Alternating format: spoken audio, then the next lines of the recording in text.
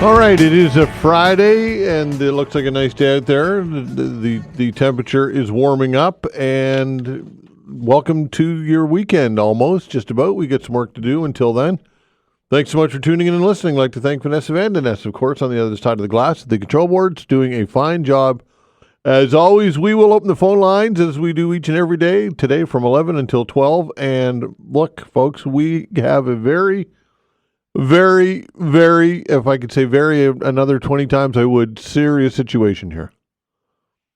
We have we over the last number of decades and the past more than a century have really been the benefactors of a great relationship with our neighbors to the south, the United States.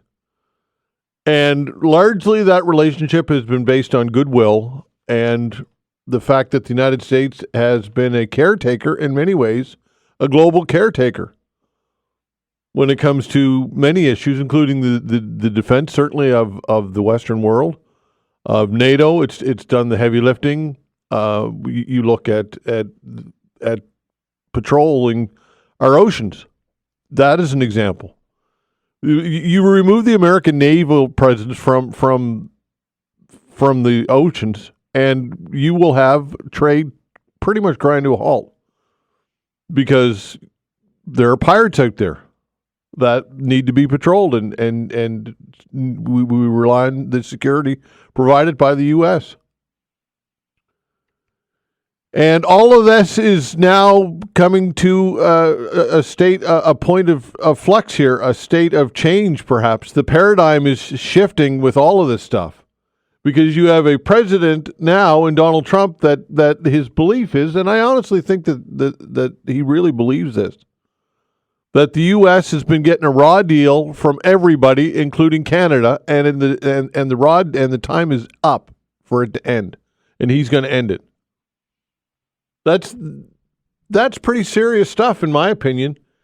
When he pronounces at the World Economic Forum that they don't need our oil, they don't need our gas, they don't need our auto, our cars, our lumber, doesn't need us. Says we're going to demand respect from other nations. Canada's been very tough to deal with over the years. Very tough to deal with, he says. He told the World Economic Forum in Davos on Thursday, appearing via video conference. So you basically have a president of the United States declaring war on this country, economic warfare, but still war. And continuing to say that if you don't like it, you have an alternative, and that's join us. Well, takes 100 plus whatever years of goodwill and whatever we've developed with the United States and throws it into the trash heap as far as I'm concerned. And what do we do as a country? We rely on him bluffing. That's basically when all is said and done. That everybody is holding their breath thinking he's going to bluff. He's going to bluff. This isn't going to happen. It's not going to happen. Folks, I don't know that we can count on that anymore. I'm not convinced that he's bluffing. I'm not convinced that this is the art of the deal. I'm not convinced that he can come out with this much bluster and vibrato and not back it up on February 1st.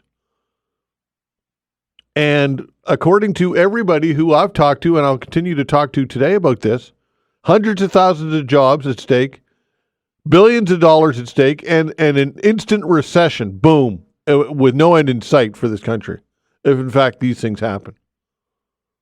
I don't know how much more dire or desperate of a situation we can be in other than this scenario. It's the worst case scenario. And add to all of that the fact that we have an anemic government in the Liberals with Justin Trudeau. Just please leave. Like, just go away.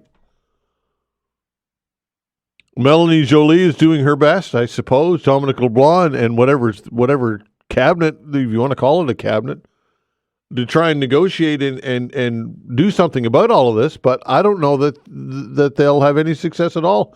And as a matter of fact, there's no reason really to have any confidence that anything is going to come out of this. So anyway, lots and lots to talk about, folks. Look, we can get into this, and when we open the phone lines, I'll talk to Dan Kelly later in the show, Canadian Federation of Independent Business. He's the president of that organization. We'll talk to Tim Powers about this and continue to react to all of this, folks. Anyway, and I'm sure that many of you will have something to say, as mentioned when we open the phone lines in about an hour's time. All right. Also, with executive orders and strokes of pens and fast and furious on the Inauguration Day, President Trump rolled into something the refugee advocates want Canada to make an exemption for U.S. transgender asylum claims. Joining me to talk about all of this is Julia Sande, Amnesty International Canada's human rights law and policy campaigner. Julia, thanks for joining us. Thanks so much for having me, Todd. All right, so refugee advocacy groups are asking the federal immigration minister to make an exemption to the Safe Third Country Agreement for transgender refugee claimants in the United States to seek asylum in Canada. Explain what the Safe Third Country Agreement does. What's its role? Sure.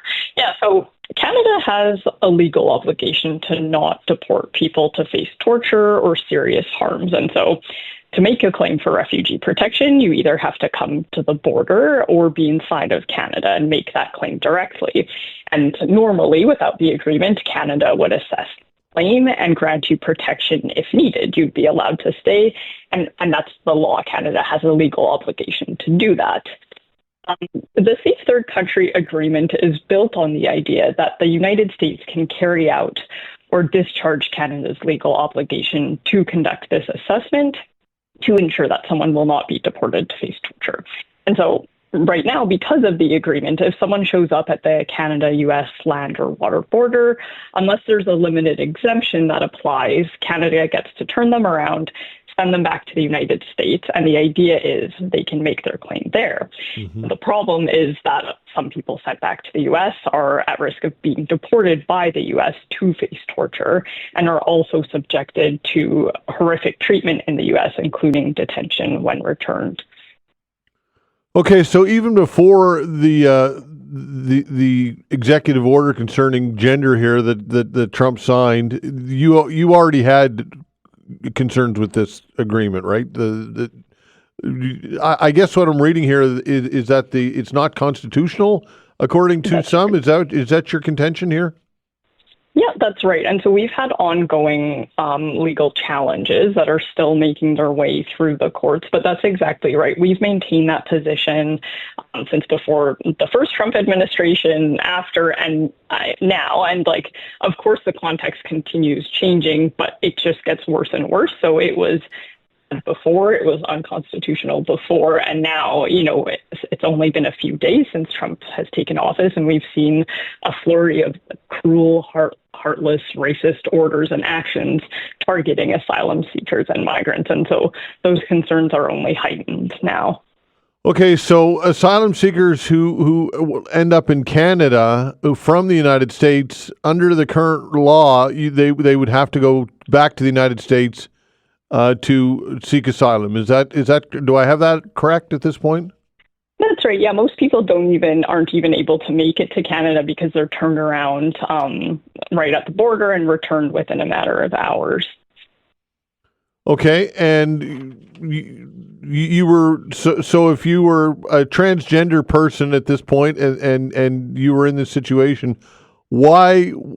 I think it's probably pretty evident, but why is this more challenging now than it was before Donald Trump's executive order on Monday? Yeah, so they've said they only recognize two genders. And so, in addition to what could impact your treatment there generally, there's a risk that people's claims for refugee protection, if it's based on persecution you face in a home country or torture you face in a home country because you are transgender, and they don't recognize transgender people at all, there's a real concern that those claims will be dismissed or denied, and that a person could then be deported back to face torture or serious harms in their home country. Okay, and what's the Canadian government saying about all of this? We've heard different things so far. They're saying they still believe that the U.S., overall can discharge their legal obligations. And that's a really difficult position to understand. We've seen, for example, they rescinded a sensitive location policy so that ICE can more easily raid schools and hospitals, places of worship, weddings, shelters for survivors of torture. Like, there's no point to these actions other than to terrorize people. They're trying to pass a law or working to pass a law that requires migrants to be detained if they're just charged with, not even convicted of, but charged with theft of any kind. You could be accused of stealing an apple, a bag of chips, and now you have to be placed in detention, even though you're legally innocent. You haven't been convicted of anything. And so, it's hard to understand how they could possibly conclude that this is a country we could rely on to carry out our legal obligations. You mentioned that people are hoping that Trump is bluffing. I mean, I agree. We can't rely on that. Okay, so my oh my, what it just there's so many layers to all of this. Of course, the birthright citizenship order that was challenged in court, and from what I'm gathering from what I read, a court in, I believe it's Washington, swiftly denounced that ruling. Yeah, I'm not up to date on all the latest of, those, the various challenges. But I think for Canada's perspective, like, if there is a suggestion that everything will be challenged in court and eventually sorted out, then I would say to Canada, like, accept people in the meantime. Don't wait for that to happen. Don't, until you're sure that people won't be hard, let them come here. Don't wait for children to be torn apart from their parents to act. And, these things can't be easily undone. We just heard of a case of a child who was reunited with their parents 2 weeks ago, 6 years after being separated from their parents from the previous administration. Just imagine as a child being separated from your parents for 6 years, or being a parent separated from your child, and for what? To terrorize and punish people who are seeking safety or a better life. It's just, it's very, very difficult to understand. All right. Do you have concerns that this movement in the United States, or this I guess movement might not be the right way of putting it, these policies might end up spilling over here into Canada, depending on where the political winds are blowing here in this country? I mean, certainly that's a concern. I have hope that, people might have different views on immigration, different views on a variety of things, but I would hope that there isn't a single Canadian that wants their government to be deporting people to torture.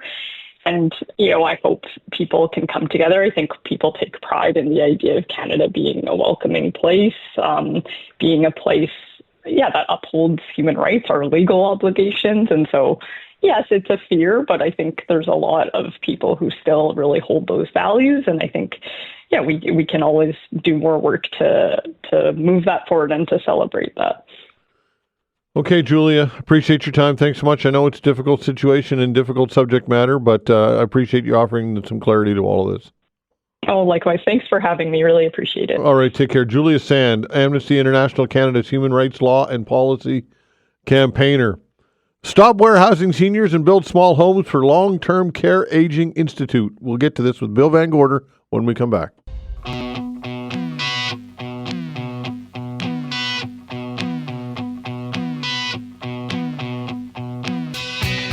Bill Van Gorder joins the show, Canadian Association of Retired Persons. Bill Van Gorder, hello. Hello, Todd. How are you this morning? I'm well, you? I'm great. Lovely sunny day out there. Indeed. Okay, all right. Saw this story, Canadian Press story. I'll read a bit of it. It says, in a report released recently, the National Institute on Aging called on all levels of government to make sure small care homes and standards small care homes, the standard across Canada, pointing to a survey it did in 2021 that found nearly all respondents said they'd do everything they could to avoid living in a long-term care home. The co-authors said that since it's not realistic for all seniors to remain in their homes, the next best thing would be better quality long-term care in home-like settings, especially since the majority of residents are likely to have some form of cognitive impairment. So warehousing people is this is happening, Bill, in this province. I'm assuming you agree with that. Well, not entirely. The NIA was really writing that study in that article based on the Ontario situation. Ontario is very much behind many of the other provinces, including Nova Scotia, in having more of these small care homes, and they started back in 2011 or before to start to establish them. And I was really pleased to see, of course, they used the Tideview home in Digby as their example of a good home, and certainly and also the surveys that they quoted that said a vast percentage of people don't want to go into long-term care. That's sort of turning around the research that shows that 95% of seniors want to stay in their own homes. They don't want to go anywhere else but in their own community. So the article itself, not sure that it really applies very well to Nova Scotia, but certainly the question of having more small care homes is a really important one. And there's no question that homes that have less residents and more freedom, more individual freedom, are preferable to the larger homes where people are on a schedule and very much congregated together. All right. So, what's the ratio here compared to the two scenarios that you described? Is it proportionate, or what? How would you describe it?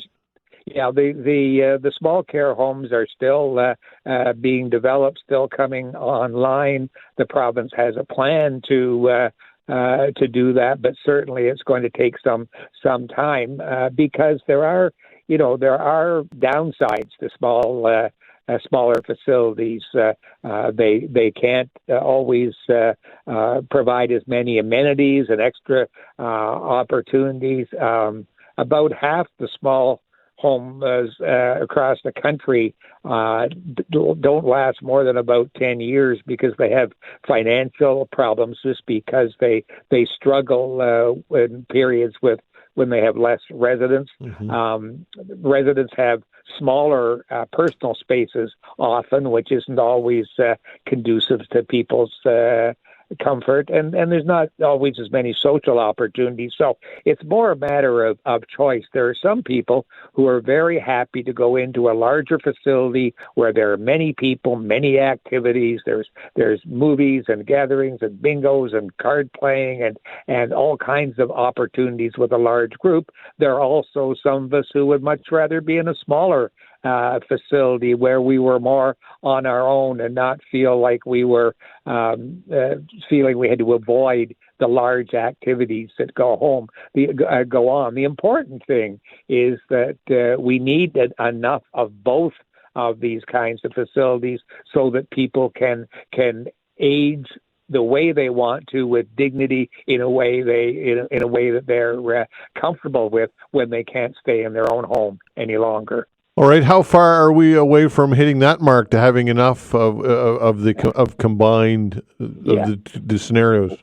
We're still, the waiting lists are huge. There's still large numbers. We know there are plans to create more facilities going on all the time, but the cost and the time that it takes to develop these new facilities is it takes a long time. And remember, there were for many years we didn't build any new facilities in Nova Scotia, and it's just in the last few years they've started again, and that's wonderful. But there's still a long way to go, and we have it must be a tough decision. I would think if you have an opportunity to develop remember these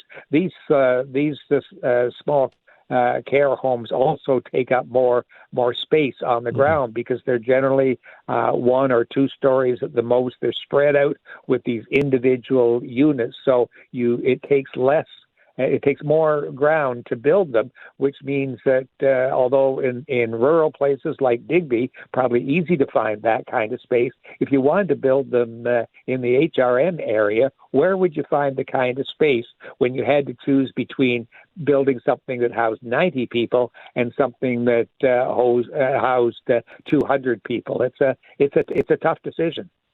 What's the evaluation process like when it comes to looking at a senior or somebody in need? How does this work? Are there social workers that do the evaluation to determine what next best steps would be and what the best living arrangements might be?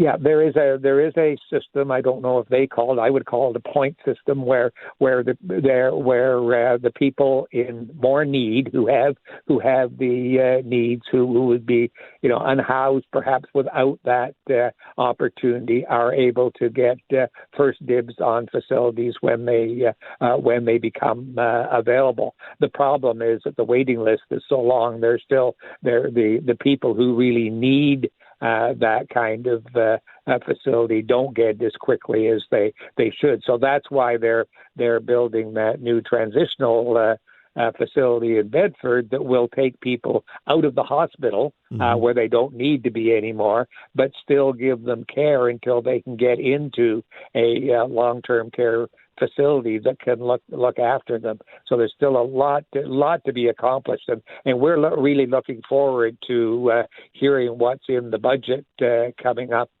in a few weeks to see what the plans are for ramping up the increased not only the increased building of those facilities, but the increase of care that's available to people in their own home and their own community, so that they don't have to go into long-term care or small homes earlier than they really want to. Yeah, staying in your home is daunting, though, in a lot of ways. I mean, if you've got snow removal, you've got obviously yard upkeep, you've got the repairs that need to be done. All these things add up on a weekly, daily, monthly basis, and it can be quite daunting for people to stay in their own home, even with support, right? Yeah, it can be, but it's also if the system was improved to the point that people could get that kind of help when they need it. They could get somebody to shovel their walk.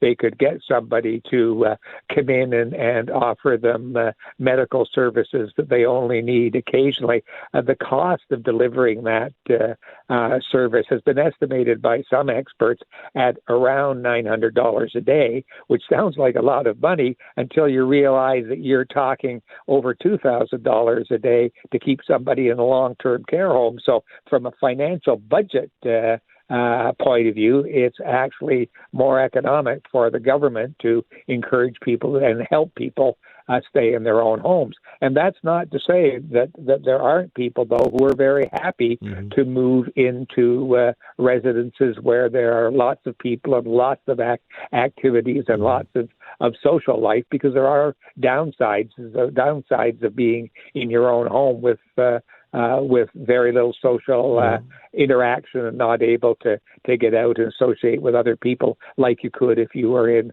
a long-term care facility or a retirement home. $2,000 a day? Yeah. Wow. Yeah. Wow, that's staggering. Yeah. And there's some estimates that it's even more, but I go on the lower side of the ones that we've seen. Yeah. Wow. Okay, listen, appreciate it. By the way, you're the CARP National President and CEO will be in Halifax on Wednesday, and we're going to have Rudy in here in studio, correct? Oh, that's great. Yes, I will bring him to you happily. Okay. Sounds good, Very Bill. good. Thanks so much, pal. Appreciate it as always. Thanks, Todd. Yeah, take care. All right, take care. Bill Van Gorder, Canadian Association of Retired Persons. Tim Powers when we come back.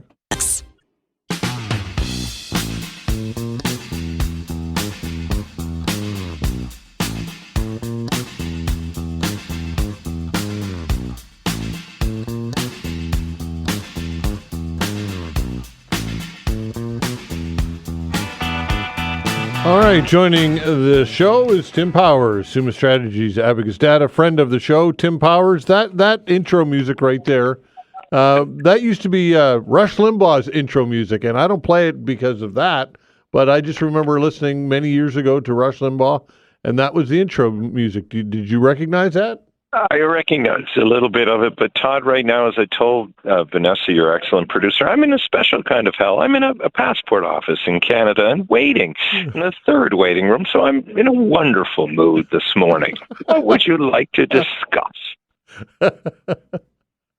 Wow, what's the problem? Oh, no problem. Passport's about to expire. Have a hockey tournament in Rochester next weekend. And let's just say maybe we can borrow Elon Musk and have an efficiency review of this system because, well, as anybody of your listeners know, passport offices really define inefficiency. But there you have it. There you have it. All right. So you may get called away to the queue? Oh, I don't think that's likely to happen yet. There's a long wait in the third waiting room. So I'm Todd, we can go for hours. I'm sure I'll be here. All right, Donald Trump, is he bluffing or isn't he? Are we relying in some ways? Has it come down to just simply relying on him bluffing with these tariff threats? Or is that the game plan? Well, the Wall Street Journal, as you know, this week reported that effectively he was, and the president says he wasn't. I don't know if he's bluffing, not bluffing, what his game is, or if he's just having fun at Canada's expense and just enjoying the enormous spotlight that's back on him again. All we can do is be ready. And I think everybody's in line with being ready. What ready looks like, I guess we won't know till we're hit with it. But it's really hard to know where Trump is going to go. Like, where is he going to go? You read some of the stories from last time, and he certainly had people who were trying to say, hey, if you do this, you're going to cause pain for yourselves. Hopefully some new people will come up and tell him that, because otherwise Canada and the U.S. are going to take economic hits they don't need to take at the moment.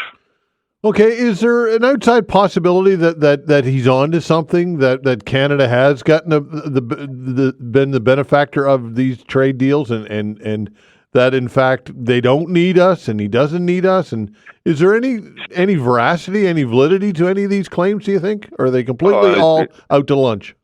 I don't know if they're all out to lunch, but I mean, I think you look at auto, right? The system that's been in place for over 60 years has been good for Canada and the U.S. It's withstood, even Richard Nixon, George W. Bush. It works because it benefits Americans and it benefits Canadians.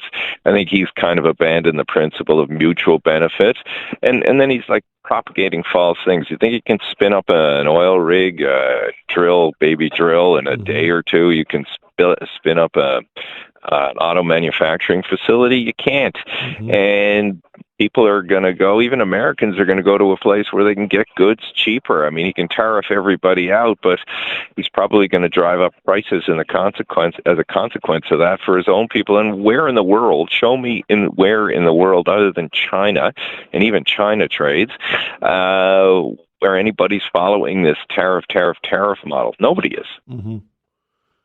Okay, have we somehow left ourselves too vulnerable with relying on the goodwill, I guess, of the United States in these trade agreements? Do we wear some of this accountability or responsibility? Well, we shouldn't if we live in a rules-based world, right? Yeah. Part of the reason Canada pushed for all these agreements is so we wouldn't be stepped on. And every other American president, and they mightn't have been fond of Canada or their leaders, I mean, certainly we know some that weren't, didn't step on us. We'd fight over softwood lumber. We'd fight over different things. But the reason we went with rules-based trade was to make sure that the rules were fairly applied and we didn't get squashed. Maybe we should have pushed for renegotiation sooner, but we're the smaller partner. It likely would have not been received well. All right. Add to the mix, of course, is the state of the government here. And Justin Trudeau, I mean, this guy is just looking so worn out and tired. And how much of a factor is it that we have a government in the state that it's in right now? Yeah, it makes it easier that's okay. It makes it easier for Trump to fire away the way he is with, reckless abandon, because Justin Trudeau can say whatever he wants in response, but nobody in Canada is taking it to the bank, and certainly no one in the U.S. is, because they know he's not going to be the prime minister after March 9th. So, but I think, if it was Mark Carney, Chrystia Freeland, Pierre Poilievre as prime minister, he's still going to try and bully and mess with whomever's leading the country.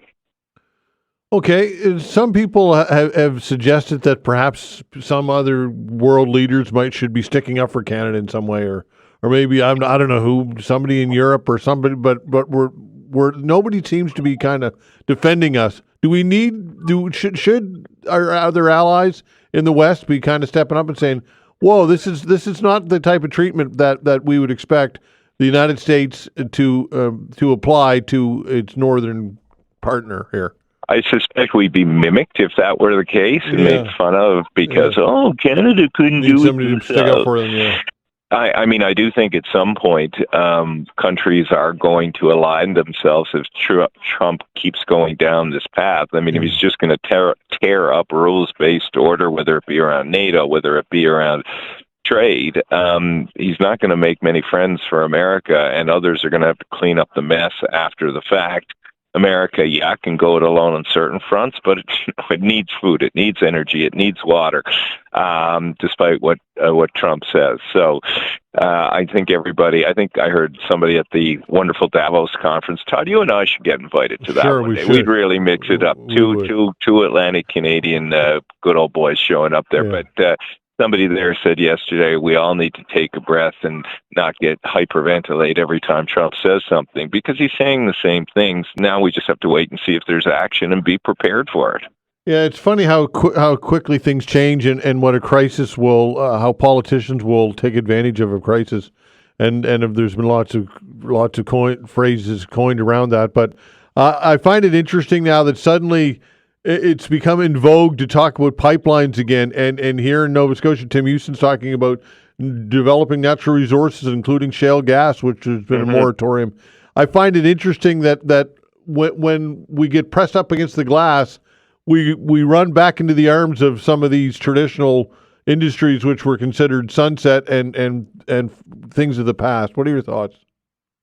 Yeah, well, we're all trying to find ways to appease Trump, and that have to be some caution about that. I get what Tim Houston is saying. If there's going to be an opportunity there, and you can seize it, maybe that's not a terrible thing. But you do have to ask, to your point, like, what is the environmental degradation going to be, and is the short-term economic opportunity of the next 4 years going to be worth it? Well, it's absolutely true. People are stepping back from some of the global climate initiatives and the various funding programs related to them. Climate change still is real, right? Regardless of what Donald Trump does or doesn't do, its impacts are still going to be inherited by those after us. So, got to be mindful of that too. Okay, well, sure, it's real, but does the public care? Well, maybe we don't now, but 20, 30 years, we used to have this view, both as citizens and leaders, we were trying to do things that were good for the future, not just for being good for now. So, I mean, we need to care. People need to make that argument, but nobody's making that argument now because it's not a winning political argument. Yeah, so if it's not a winning political argument, then it becomes irrelevant and well, in the short term, but look, talk to the people at Cape Breton or my people in Port aux Basques, Newfoundland, who've been battered by significant storms or the fires you had closer to where you are in Halifax. Now, that's real. That's not stopping. Well, last summer, how many fires did we have? I mean, we can't just say, these are once-in-a-century occurrences if they're happening every few years. Okay, Melanie Joly and her efforts to talk to Marco Rubio, apparently Foreign Affairs Minister Melanie Joly, pretty good at her job, I think, at diplomacy, had about a half an hour chat with Marco Rubio. Any substance come out of these types of conversations, or what are your thoughts on these efforts? It's the relationship you build, but I mean, Melanie Joly is not likely going to, be Foreign Affairs Minister in 5 or 6 months. Yeah. So maybe helpful in the short term, but over time, Marco Rubio is probably going to invest his time with, if he invests his time at all, with the Canadian Foreign Affairs Minister, whoever's going to be there on a more long-term basis. But you got to do it. If you don't have a person you can call, a person you can speak to, it makes addressing challenges very difficult. Okay, and lastly, the Liberal leadership race is kind of finalized. We know who's running. Mark Carney, I guess I'm of the opinion that it's going to be Mark Carney, and I think it's a slam dunk. But what are your thoughts on where the Liberals are going to go with this? I mean, right now that'd be a pretty safe bet, even safer than betting on the Jet. Had to get that in there. But it'd be interesting to see what happens when and if they have some debates or broader engagements. Mark Carney, probably smartly, is running a very controlled campaign at the moment. He's letting people come to him. He's making sure that he doesn't create within the Liberal Party any reason for people to have doubt. If he can keep doing that, probably he will do pretty well. And if people like Melanie Joly, who allegedly have large political organizations, can align those organizations to Mark Carney, then he's got a good chance to win. I mean, you don't win this thing on endorsements and how likable you might be. You win it on getting people out to vote for you. So the key thing with those cabinet ministers that Carney has signed up is, are they going to deliver people to him on March 9th or whenever they actually start to vote so he can win on March 9th? Yeah. And I still can't believe that you have to wait in line for anything, Tim Powers, even at the passport office. Just tell them who you are. I mean, come on. Yeah, that's really going to go over well. Not going to do that, Todd. But thank you for that kind and helpful advice. All right, pal. Thank you. Listen. If I were at the kiosk, you'd be first. I would take you first. First in the line for the last place. I get it, buddy. You have a good weekend. All right, Bye. pal. Take care, Tim Powers. Summa Strategies, Abacus Data, friend of the show. Dan Kelly, CFIB, when we come back.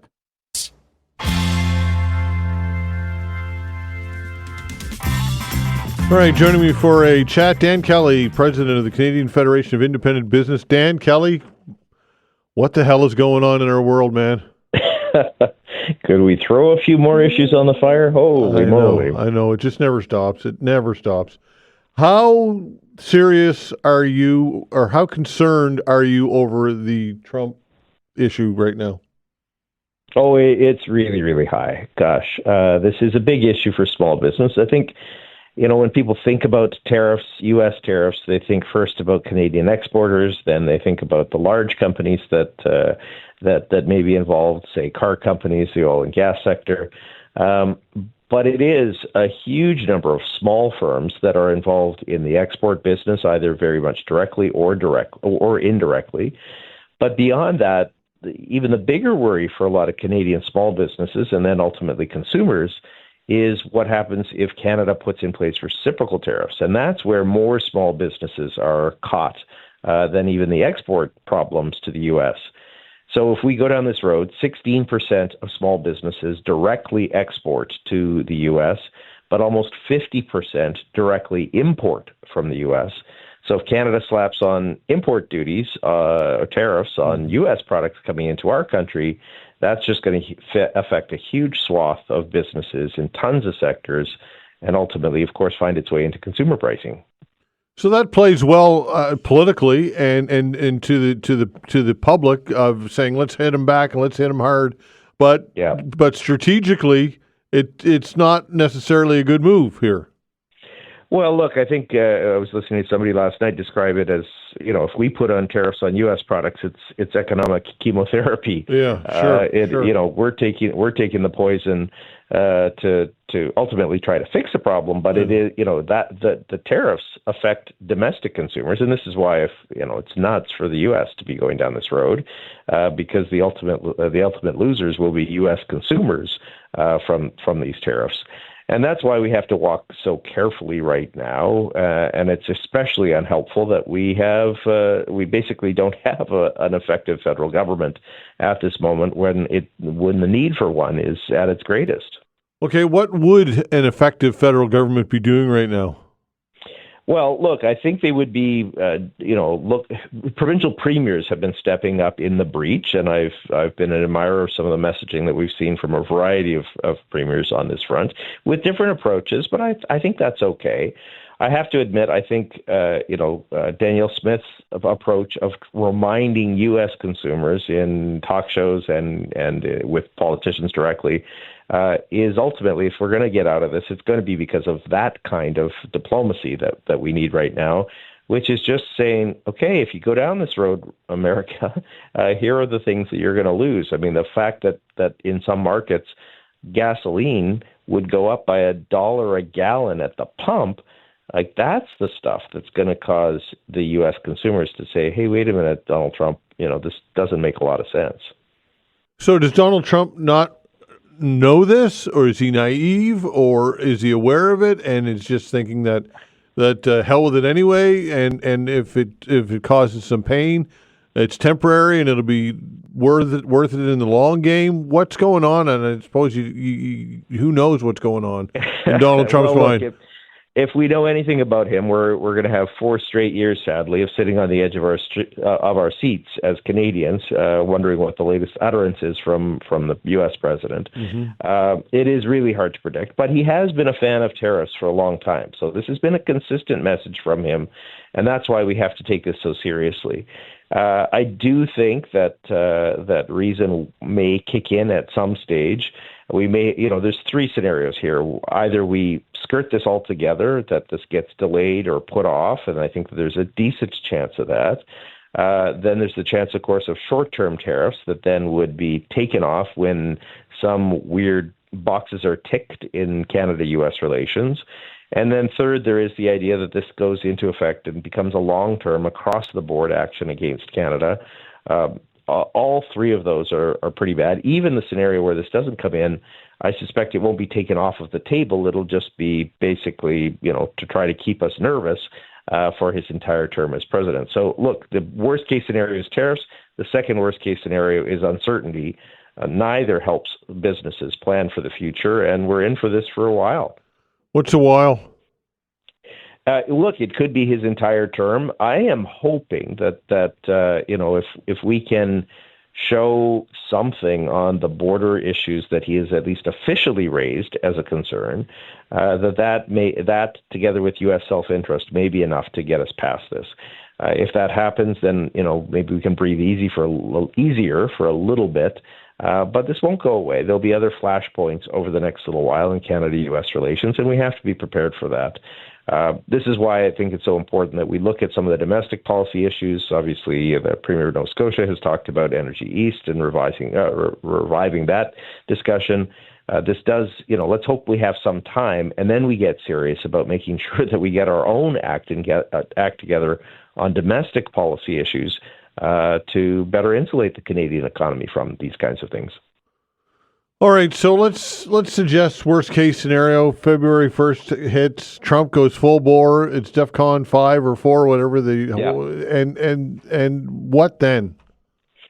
Look, Canada will undoubtedly respond with some degree of tariffs. We're hoping that they're not across the board, that they are more selective.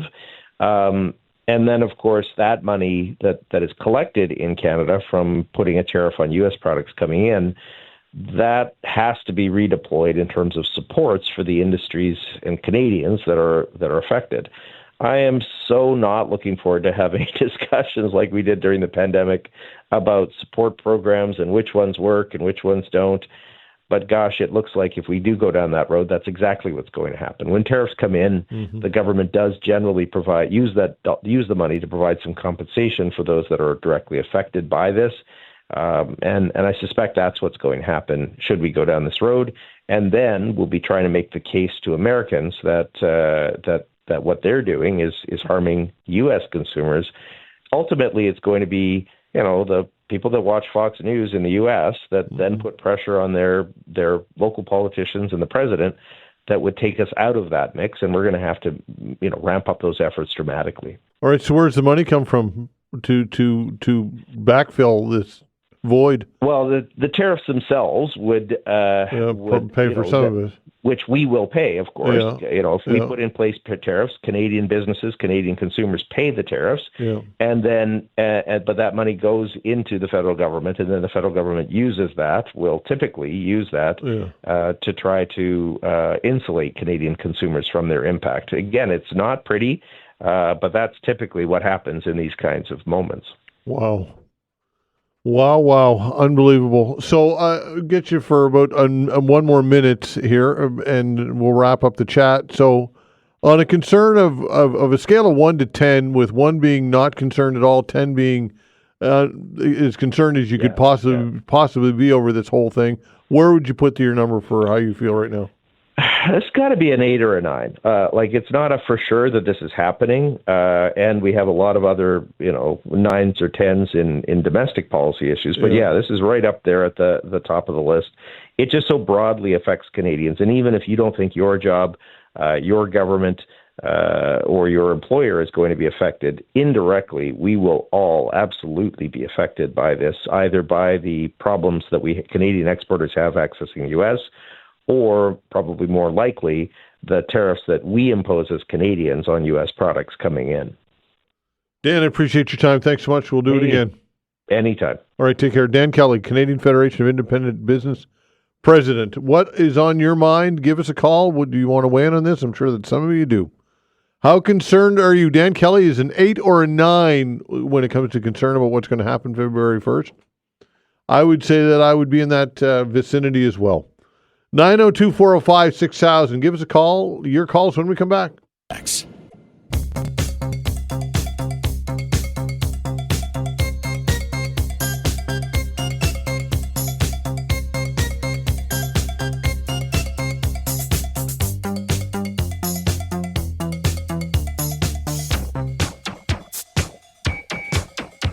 All right, there we go. We've got Vanessa Van Den Ness on the other side of the glass and Dan Alstrand over there looking at me. I'm not sure what they want or why they're staring at me or what's going on. I have no idea. I don't like it. So, Dan, please leave. No, just kidding. They're both leaving. No, somebody's got to stay. Somebody's got to keep me in line here. 902-405-6000. Give us a call. What's on your mind today, folks? 902-405-6000. Let's dive in and talk to Tim. Hello, Tim. Oh, Todd, how are you? Well, you? Very good. Well, listen, in regards to how irrational the individual is in the States, I hope Team Canada is prepared. I'm less confident in that. If and when he decides to implement the tariffs, we'll see how well of a plan they have. And at the end of the day, I hope I'm wrong, but I think Canada's in for at least a rough 2 years and maybe a much longer time than that.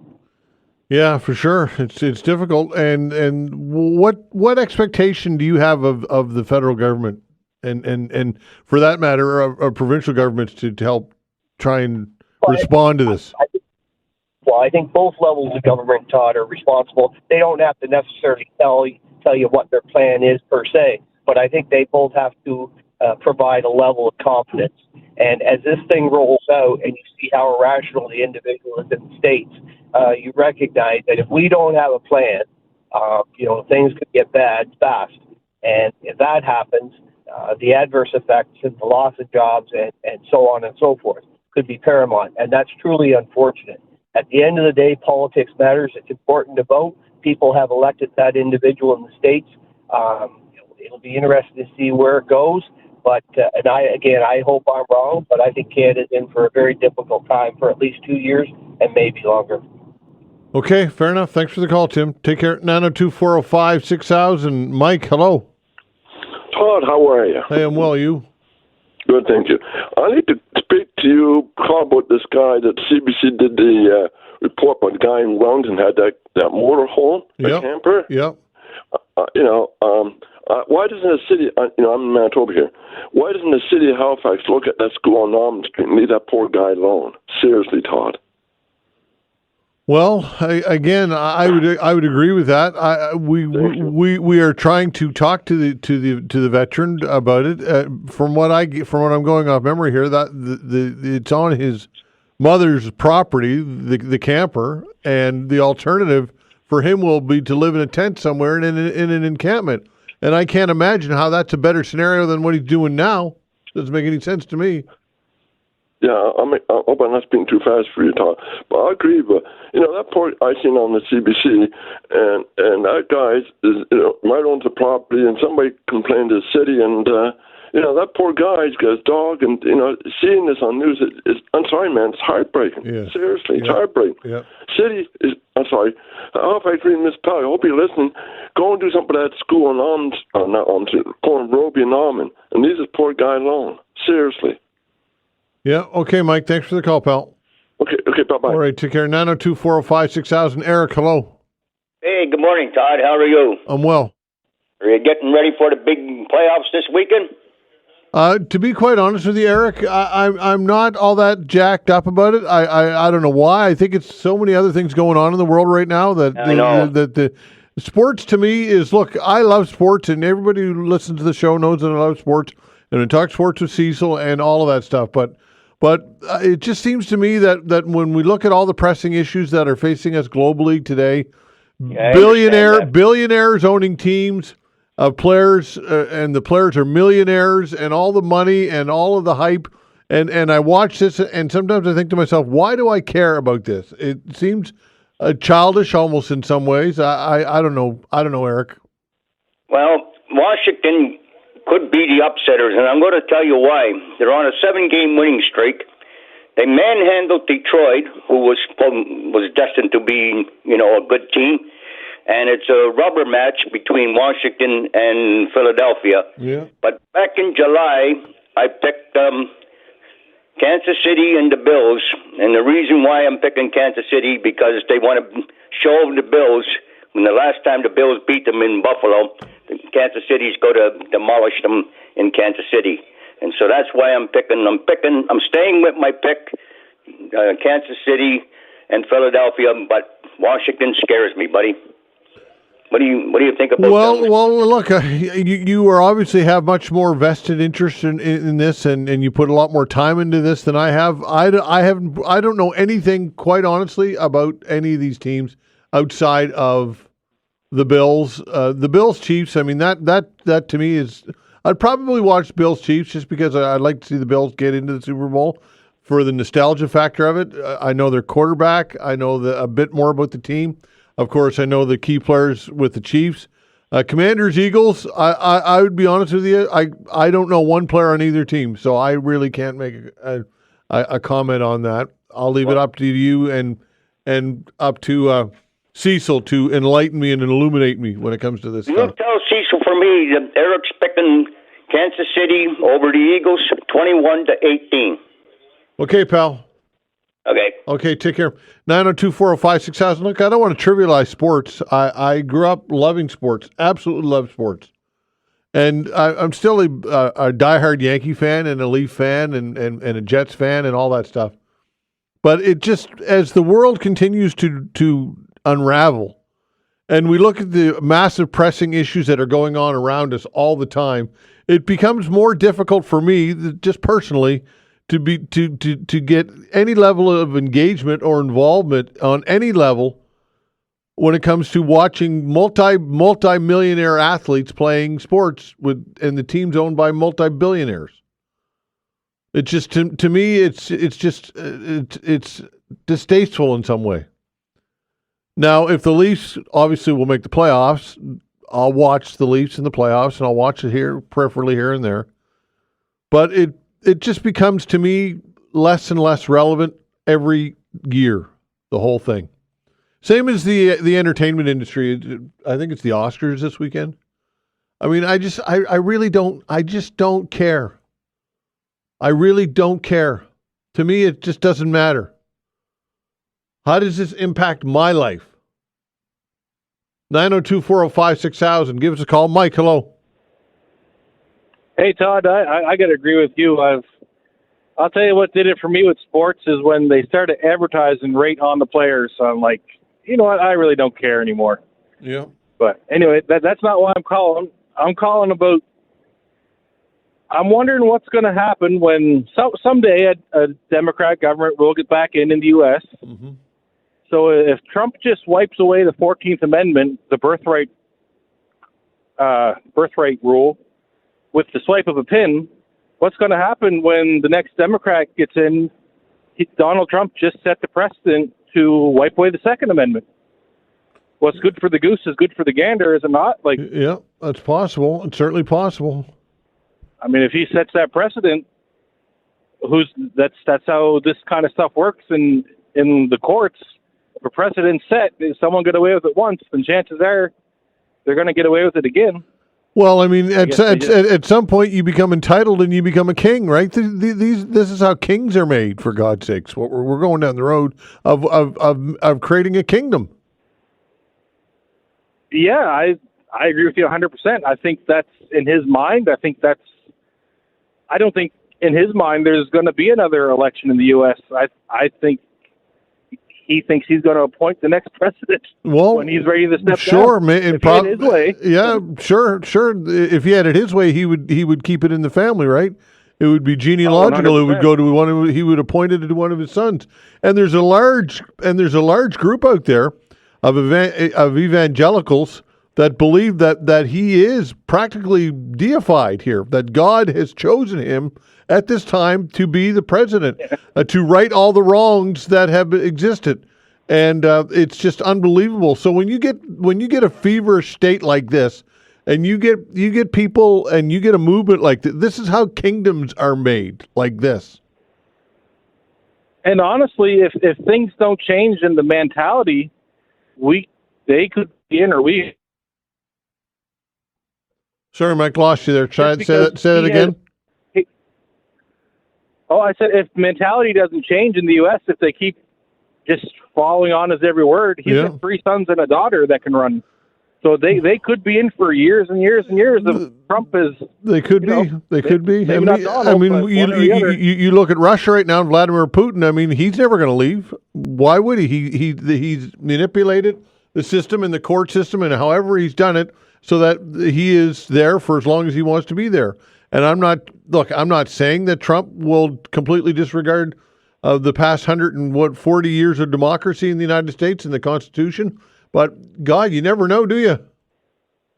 And just like I said, though, he doesn't even have to, because if his kids run and the mentality doesn't change, they'll get voted in democratically right after him. Anyway, man, have a good day. All right, take care, Mike. Take care.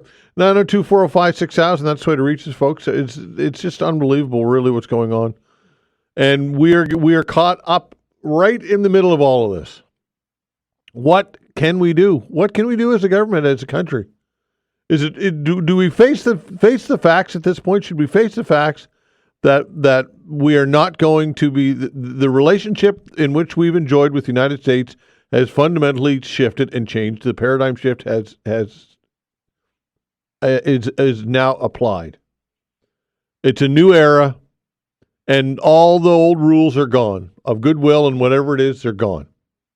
How do we survive as a country when we have interwoven our economies and our culture in such an intimate way with the United States? How do we pivot from that on a dime?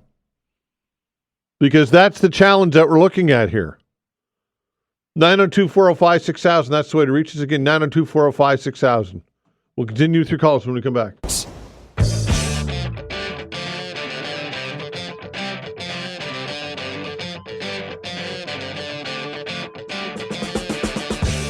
All right, 902-405-6000. That's the way to reach us again, 902-405-6000. Quick email from Mark says, Donald Trump has a mandate from American voters to fix the country, and that's exactly what he's doing. That comes from Mark. I would say that that's probably what he thinks he's doing.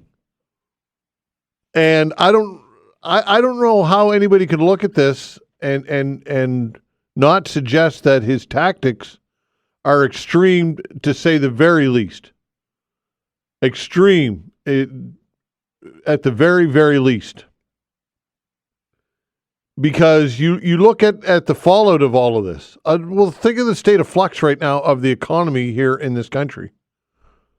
We could potentially be in a recession within a month. Almost an instant recession.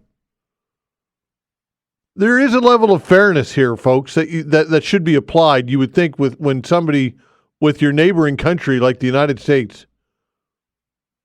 You have a level of fairness in which you should treat your fellow partners, I think. Now, is Donald Trump right? Is he correct in that that the Americans don't need us? They don't need our oil and gas. They don't need our forests, our forest products. They don't need our minerals. They don't need our aluminum. They don't need us. Is that true? Well, many say that it's not accurate and it's not true. It depends, obviously, on your vantage point. But we can't just simply count on him bluffing here, folks. Because it's I don't think we have that luxury. anymore to just go, it's Donald Trump just bluffing. So how do we respond? Well, there's no easy response to it. Because if we can say we're going to hit you hard with counter tariffs of our own, well, who pays that? Us.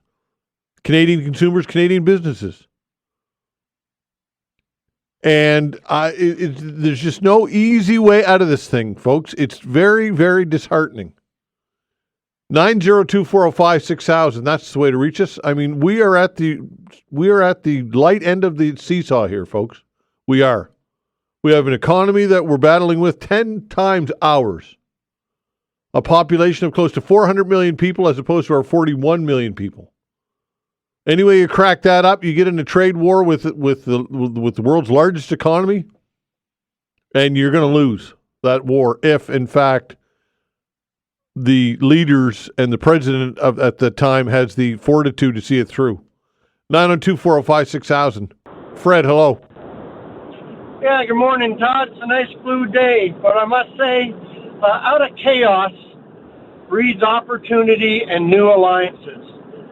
If he goes ahead with these tariffs of his, I've lived long enough that I can remember when we didn't have free trade. We had a 4% tariff on all things. We imposed certain things on U.S.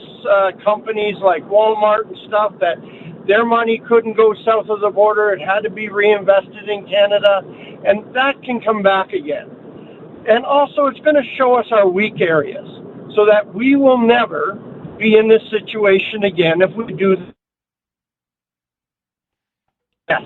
But at the end of the day, I honestly sat down last night for 2 hours and said, what product does the U.S. make that I can't do without? And I couldn't come up with one. We can get oranges from Spain and Portugal. We can get all sorts of stuff from Mexico. There's a world economy out there, and he's not the only store in the universe.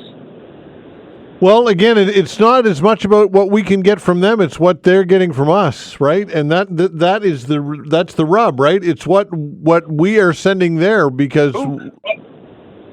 Go ahead. If you were, let's say, an auto manufacturer. Yeah. Okay, we're what, 64 cents to the dollar? Yeah. And you're making a product. Where are you going to move your manufacturing company? They've already moved them to the States and to Canada, all sorts of pieces and parts. Yeah. So where are you going to move the rest of your company? It's going to go to Mexico or Canada. Mm-hmm. Because at the end of the day, at 64 cents on the dollar, even with the 25% tariff, we can make the product cheaper than they can. Yeah, yeah. So there is opportunities there, and there's new alliances. I think the best thing that he ever did was open his mouth at that World Economic Council, because the rest of the world is going, okay, well, if he's going to do this, we'll just trade with one another. Fred, listen, okay, I get what you're saying, and there's certainly some validity to what you're saying. But these things don't turn on a dime. You can't suddenly change who your trading partners are and create these alliances and build out this infrastructure overnight. It's going to take years and years to develop these partnerships. And in the short term, and in the meantime, we're going to have a lot of suffering and a lot of strife and a lot of political downfall to all of this. Yep. You're not wrong. I'm not saying you're wrong, but I'm saying it's providing us opportunities. It's going to be a short-term pain for the next 3 years to a long-term gain as long as the rest of the provinces align themselves. Get rid of the little things between provinces and have free trade amongst all the provinces. Yeah, I get it. Free trade amongst the provinces, but that, Fred, to me, and again, I agree that we need to take these, and all these measures do matter, and they all add up, and they multiply. However, interprovincial trade is only going to get you so much because we only have so many people living in Canada. We only have, you've got an economy of scale in which you have in the United States where you've got millions and millions and millions of people concentrated in small, dense areas that you can ship to. We don't have that opportunity here in this country for the most part. We have a sparse population which is spread out across a large geography, and we're not well positioned to go it alone.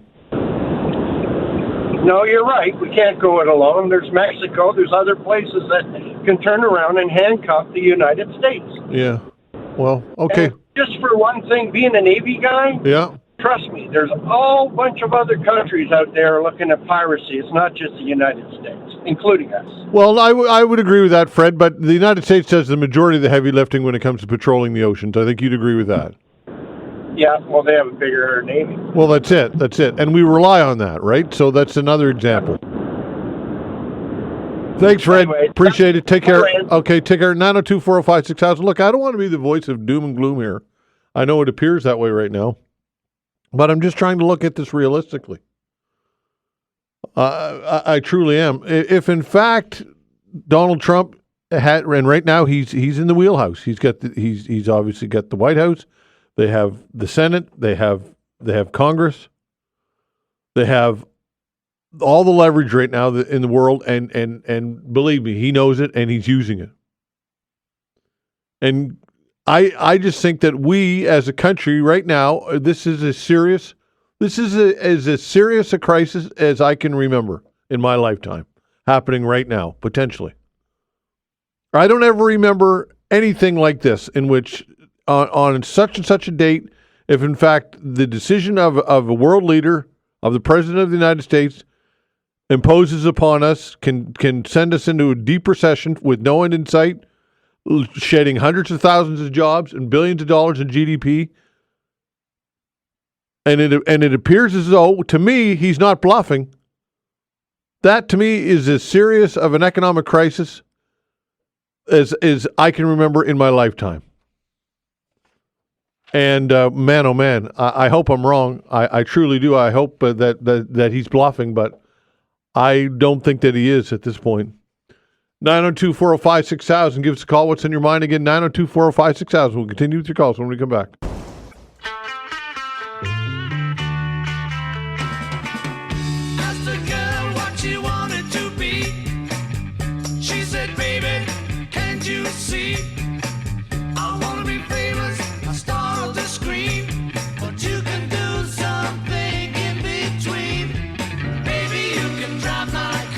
All right, continuing with your calls, 902-405-6000. Again, 902-405-6000.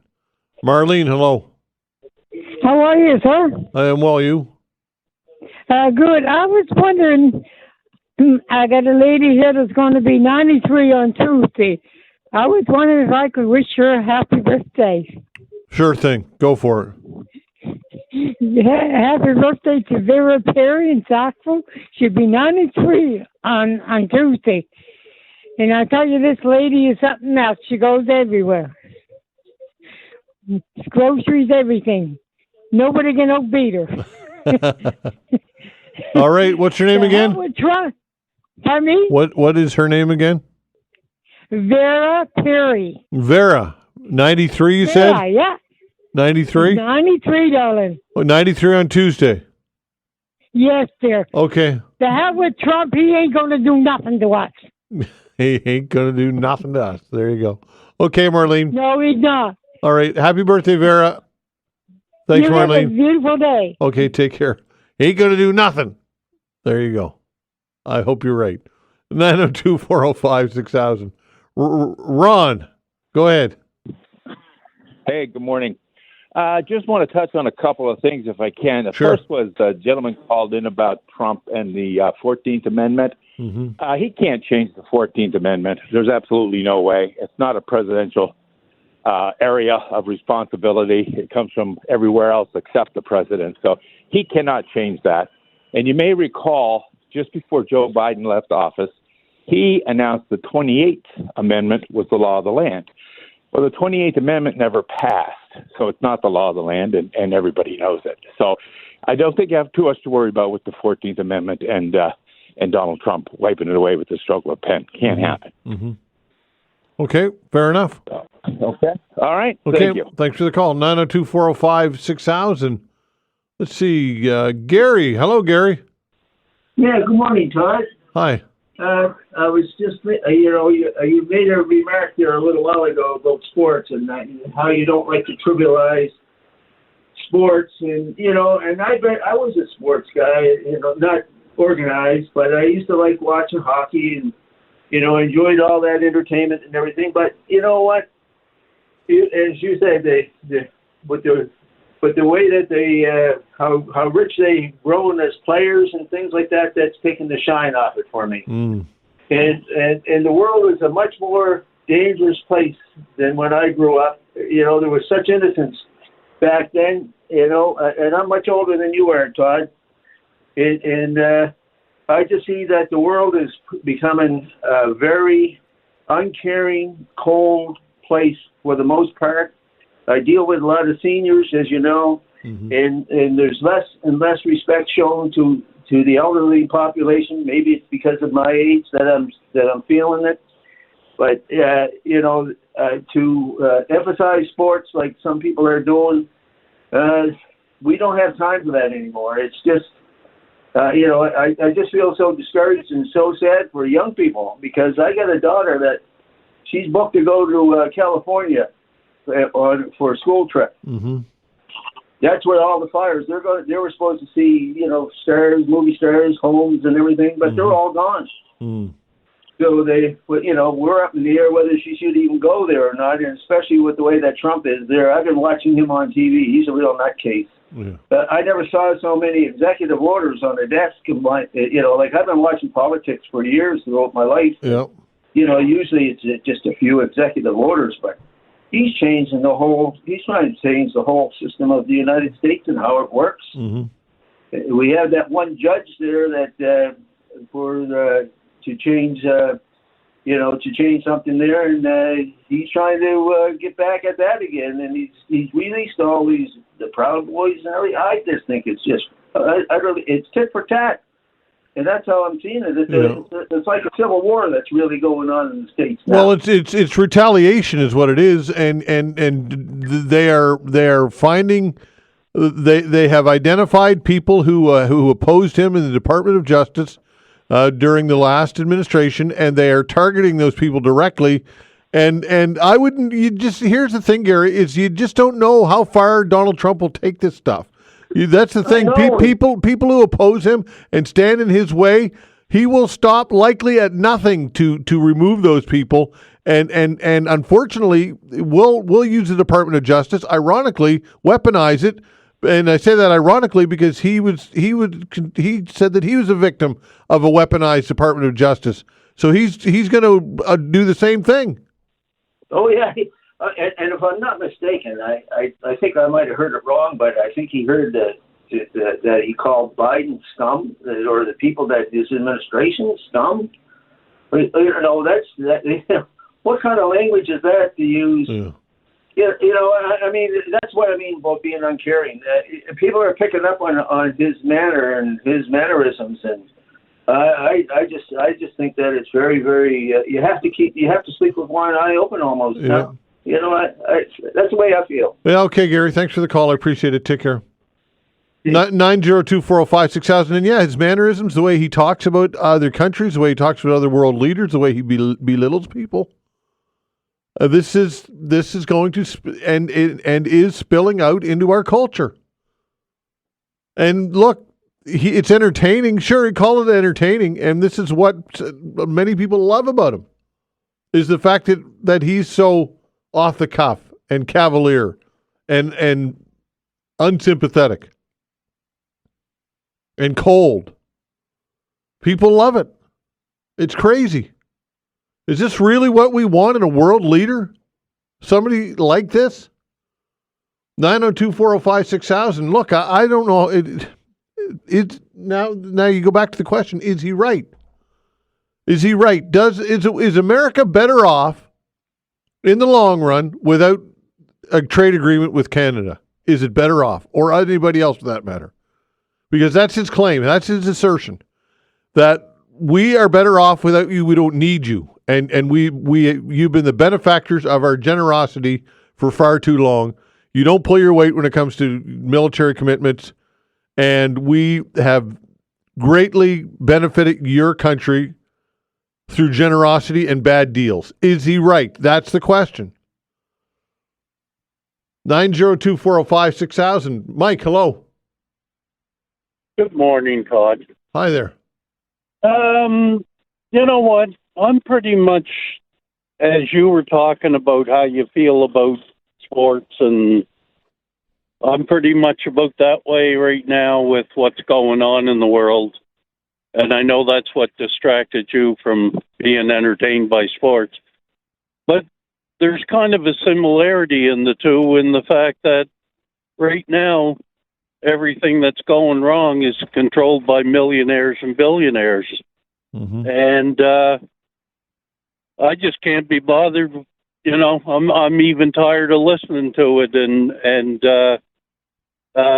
what comes in my life, and you know what's going on, just comes, and I deal with it and survive the best way I can. Yeah. And I kind of find that's what's going on. But the other day when you were talking with Tim and I called him up, and, you know, you got a phone call there yesterday, and Buddy was talking about how these are the kind of stories that I was saying, that, you know, Buddy said that a family coming in gets $3,000 a month and then $1,500 for every child. Mm-hmm. These are the kind of stories that I'm talking about and that I hear from different people. And, you know, it's quite upsetting when you're a Canadian citizen that has contributed to the country your whole life. Yeah. And, you know, really kind of promotes hatred, you know, or anger or frustration towards other human beings based on, you know, your personal situation. And not even hatred, but discontent, right? I think it would be a better term. It's not hatred. No, you're right. Yeah. And, you know, and Tim so much as admitted that, you know, he did say there's programs out there. So, you know, the thing we don't get to hear about and isn't talked about is that there are programs in place and there are things being done for others. And I guess my call today is just to call out to Tim, and, you know, if there's any feds listening to this show, like, come on, guys, you know, how about home first? Like, you know, take care of the people that actually, you know, the funny thing is, I was thinking the other day, as pitiful as my tax contribution is today, I'm still getting taxed, and that money's going towards, you know, looking after others better than myself. Yeah. It's almost laughable. Like, but anyway, you know the whole story. You know how I feel about that stuff. But it was interesting hearing Tim actually admit that there are programs out there. So I guess that's a small step for me to actually hear about it. Anyway, buddy, you have a good weekend, and we'll listen next week. Thanks, Mike. Take care, pal. All right. Okay, 902-405-6000. We'll continue with your calls when we come back.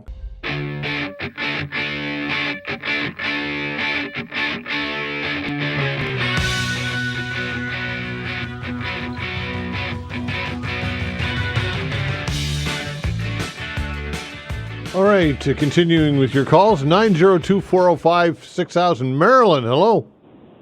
Hello, how are you? I'm well, you? Good. I guess I would be more pro-Trump than against him. And everybody's focused on a couple of little things that he signed.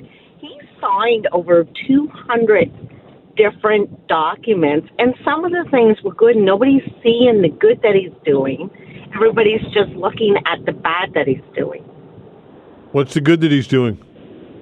I think it's awesome that he's doing the JFK files, opening that up. I like the fact that he's finding out about these orbs. I like the fact that he's opened up the government so there's no hidden stuff, that we can see what's going on. I like the fact that they're trying to mainstream the government, get rid of a lot of the secrecies that they have, because there's so many things that go on that we don't know about. Whether it's good for us or not, I think it's up to the people to decide.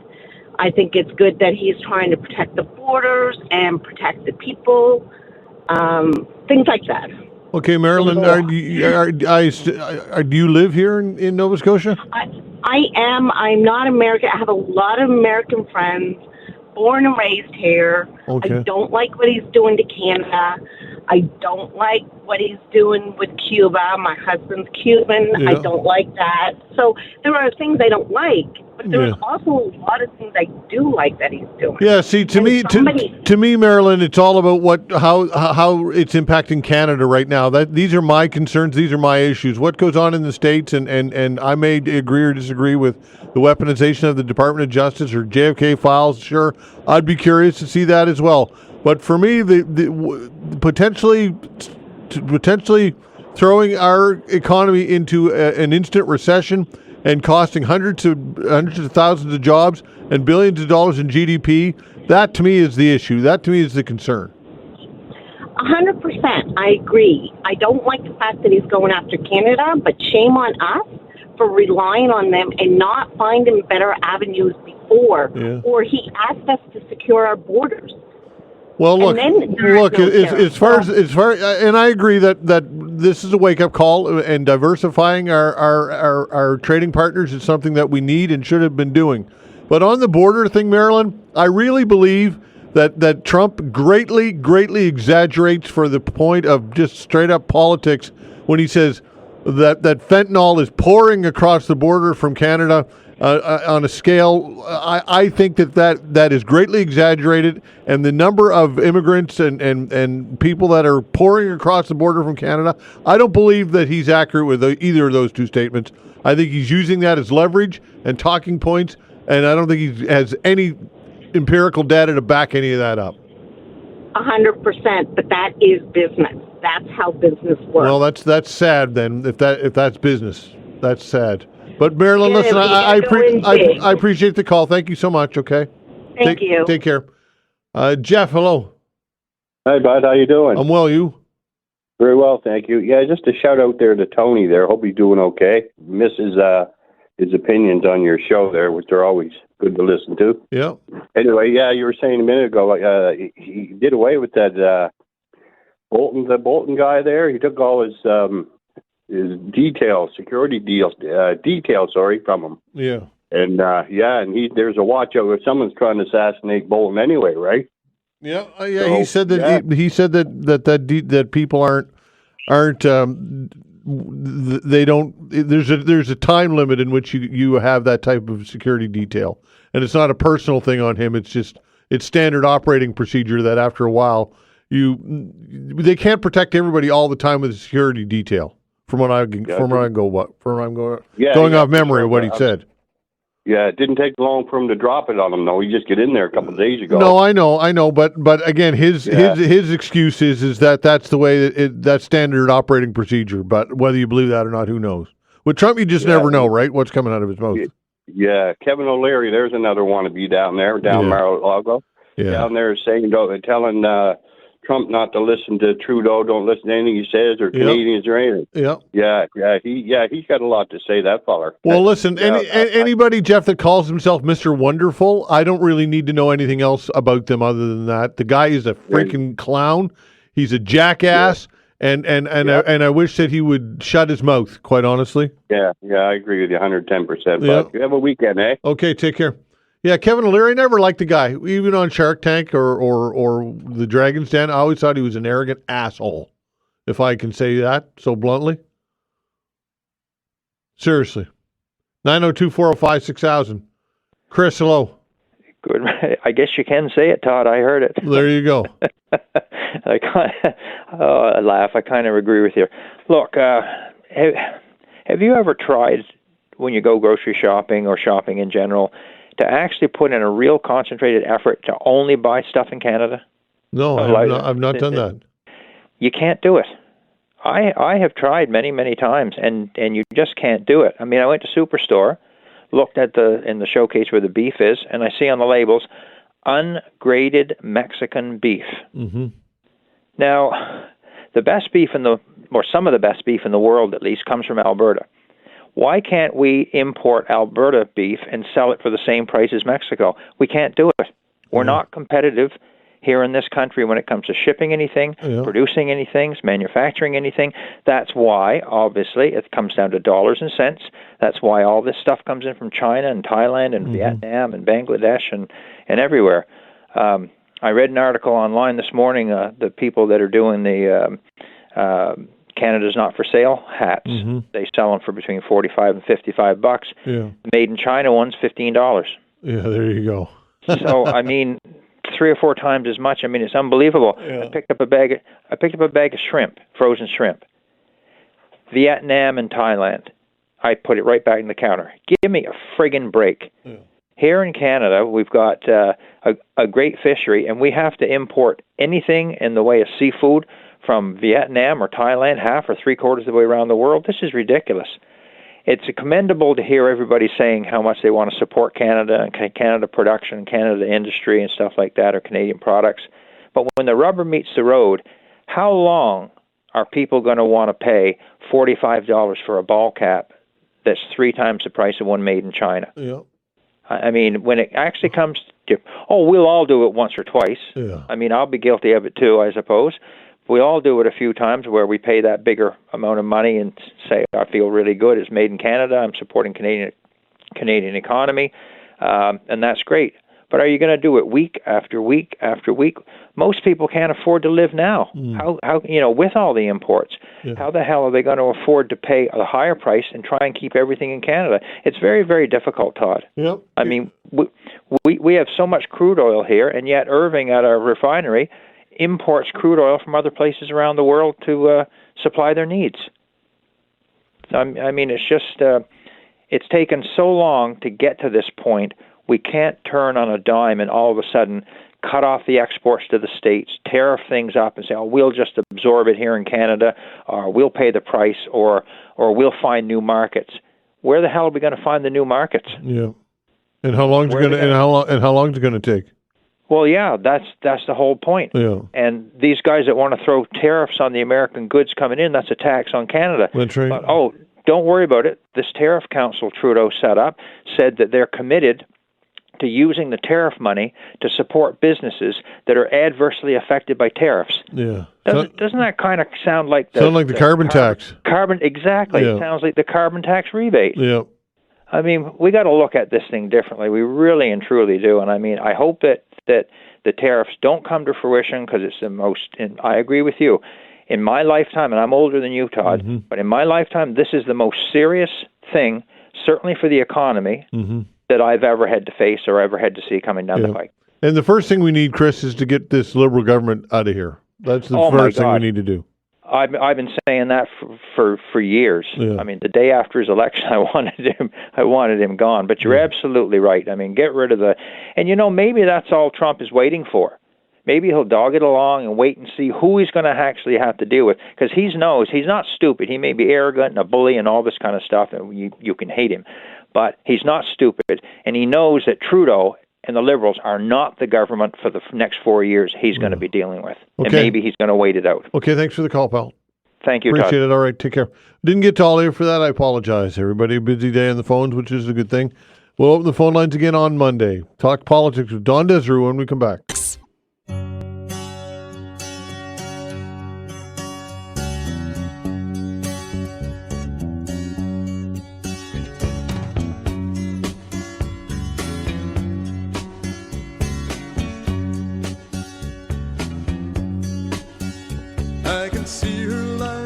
All right, joining us for a chat is Don Desserud, UPEI political science professor. Don, thanks for joining the show, as always. Thank you for having me. All right, so the Liberals, we know who's in and we know who's out. Anybody who's in that surprises you that's in? Yeah, I think the latest person who just announced that she wants the job is Ruby Dalla, and that's a name from the past. Hasn't been in the public eye for some time. Got mixed up with a little bit of a problem when she was an MP. So why she is coming forward now, what she thinks she's going to accomplish, that's quite a mystery. So interesting one. The others, we have our front runners, of course, and everybody expects this really to be a race between Mark Carney and Chrystia Freeland, though at this point it looks like Carney is starting to pull ahead. But Karina Gould is also a credible candidate. But the other three are interesting people in their own rights. I'm particularly interested in Yami Baptiste. I think his goal is to really promote the idea that we do actually have First Nations people who are serving as MPs, and they don't get the attention they deserve. So in his case, it's understandable that he wants to really promote a really worthwhile cause. The other two, I'm not so sure. Bayless and Aria, like what exactly they think they're going to get out of this, because this is not the same as your standard leadership when you've got a party that's on the rise and expecting to win the next election. Therefore, you're putting your name forward because you're hoping to at least snag a cabinet seat. Kind of curious to see what they think that they're going to get out of this. All right. What's the how does this work? Is it online voting? Is it a virtual convention? What's the process with this? I'm not 100% sure about that part, but I can tell you that the way they're doing it is through a preferential ballot in each riding, each of the new ridings. So that's 343 ridings, with each riding getting 100 points, and then the Liberal members, which is broadly defined, who are in that riding, vote on a preferential ballot for the candidates they want, and then that gives them, allows them to get what percentage of votes did Carney get, what percentage of votes did Chrystia Freeland get, and so forth, and then they take that percentage and apply it to the 100 points, and then they add up those total 100 points right across the country, and whoever eventually gets by eliminating the person who finishes last and looking at their second place choices, whoever gets the over 50% of the total points wins the leadership. That's pretty sure how I think it's going to work. That's a bit clumsy, but it's it is a better process, I guess, because of the old ways. It required people to travel to convention halls, and there was all sorts of other things going on. But boy, I sure miss those big razzle dazzle conventions. That's one of the reasons I got interested in politics in the first place as a kid, because they were big events. I remember watching them on television, and watching the Trudeau convention, watching the Stanfield convention. Those were exciting events. It got people interested in the process, and I don't know if this one does, but that's the way it is now. All the parties do it now. All right. So how do candidates campaign here? Do they do it? Do they typical type of Trump, or rather? Do they get on a plane? Do they travel around Canada? How do they get their word out? That's an excellent question. I mean, we're getting to the point where we have a system that's looking more and more like the American primary system, except that they're not staggering the votes by province the way they stagger the votes by states in the United States. But it's the same basic idea. So they do whatever they can, and of course that will limit those that have the wherewithal, the money to travel. That's why these things cost so much, by the way. Those that can will travel around. Because it's a short turnaround, they will go to the bigger population centers. So you expect them to spend a lot of time in places like Toronto and Montreal, and they will be presenting themselves and saying, "I want to be your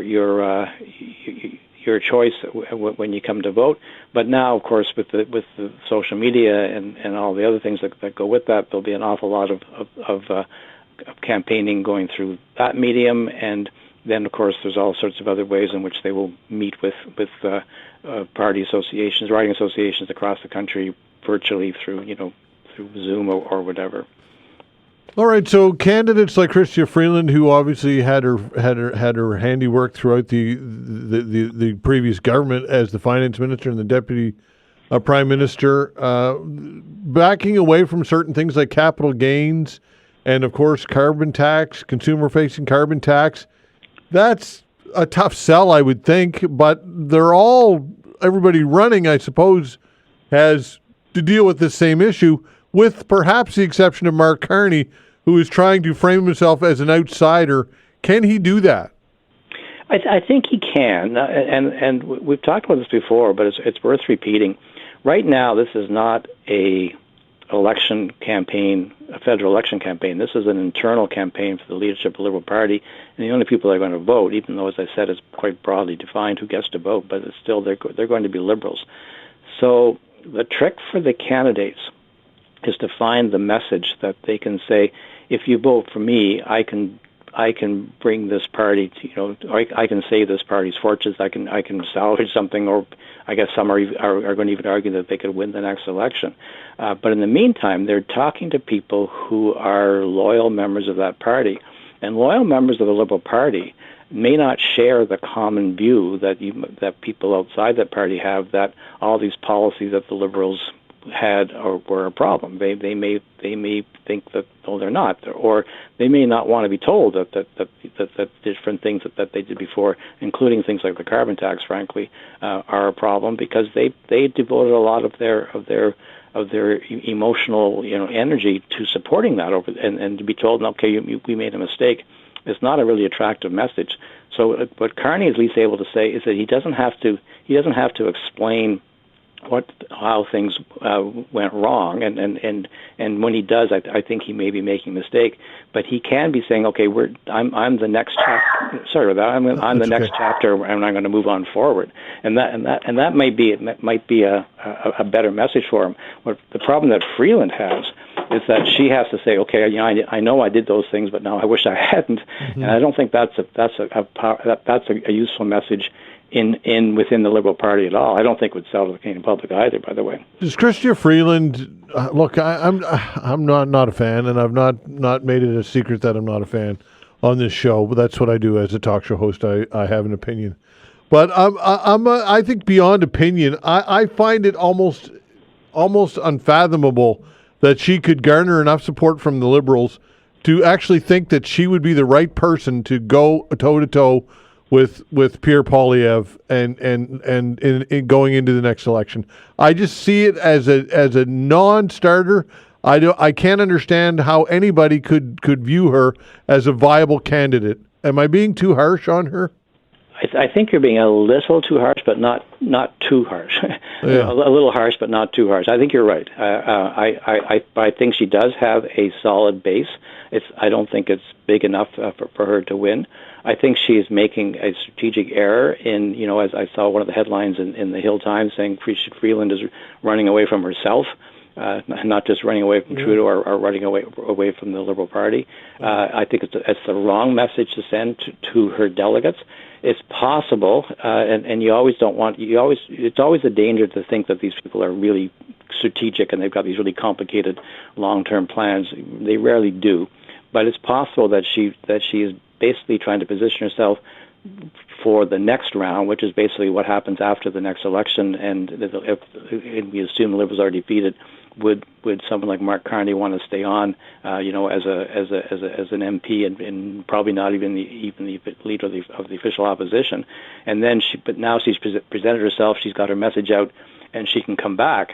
Maybe that's what she's doing. But her problem, as far as I'm concerned, within the Liberal Party, is that whether it was her fault, whether she was pushed, whether the blame all lies with the Prime Minister, that doesn't matter. A lot of people in that party see her as the architect of the collapse of the party that's happening right now.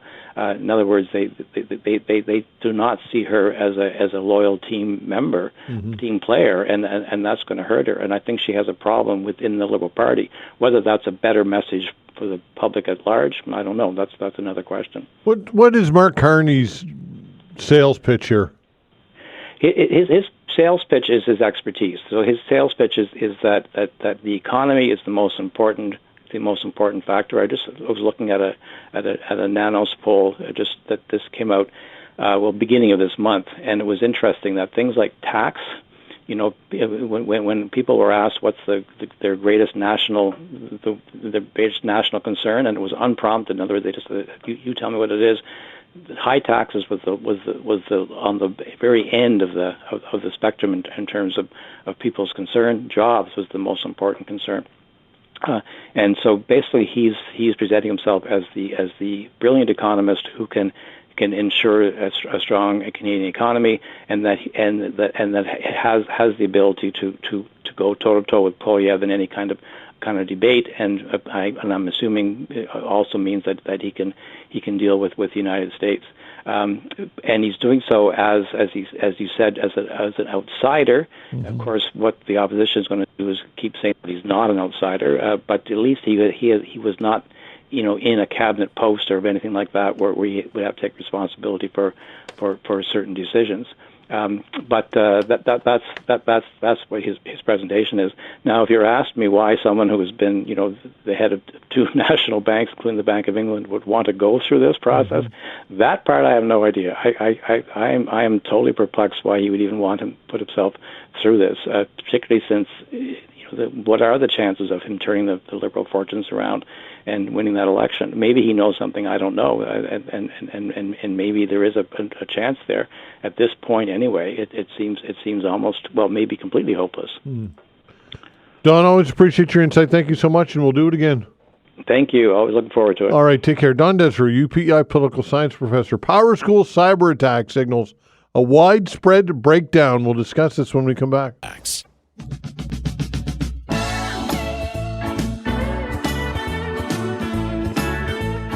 Paul Bennett, Director, Schoolhouse Institute, Adjunct Professor of Education, St. Mary's University, joins us for a chat. Paul, thanks for joining the show. It's good to be back, Todd. All right, so I read your piece, a recent piece in the Chronicle Herald, PowerSchool cyber attack signals widespread breakdown.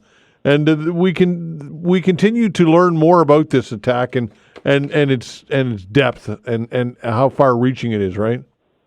Yes, it's gotten to be very, very serious because it exploded this week when the Toronto District School Board finally produced its report, and it showed that all kinds of student data, names, birth dates, health card numbers, lots of other information was leaked going back to 1985. Wow. This is involving thousands of students. Wow. So I think we narrowly averted a catastrophe, and that's why everyone's starting to focus on it. There was a feature story in the Globe and Mail 2 days ago, and you can expect more on this particular issue. It's really raised the question is, why are schools so vulnerable to cyber attacks? All right, so answer the question then, why are they? Well, because of the way they're organized. They're flat organizations. They offer access to not only staff but parents through their kids, and they have relatively small budgets that are overseeing the management and cybersecurity. And when we look across North America, they're very vulnerable because they've expanded greatly during the pandemic, serving almost 99% of their operations are now online, and it's expanded to a far greater degree than the capacity of managing and controlling the data. Right. And how many companies are doing this type of work? Well, there's many companies that have sprung up to try to protect and offer as third parties to intervene. But in this case, PowerSchool is a huge organization. It's the biggest provider of this type of software in the world. 60 million students, 18,000 clients, and that's mostly school boards. Totally dominant in Canadian education. And this particular cyber attack, which happened between December 22nd and 28th and was only revealed 2 weeks later, hit at least 14 different school districts across Canada, including the Cape Breton Victoria School Board. All right, so what protections should we have? I mean, this is obviously this company, I'm assuming, is become very wealthy with its reach and with the amount of clients that it has. So are they investing? Are they transparent when it comes to investing in cyber counter protection, or what can you tell us about what they're doing proactively to deter this type of activity? Well, first of all, PowerSchool is the largest corporation in this field. It's worth about $5 billion. Wow. They are constantly trying to fend off cyber attacks.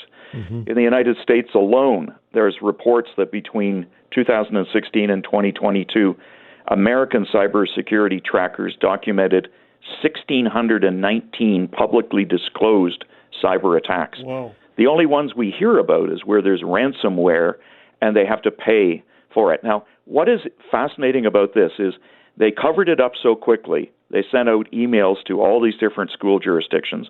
By the way, all the emails were identical.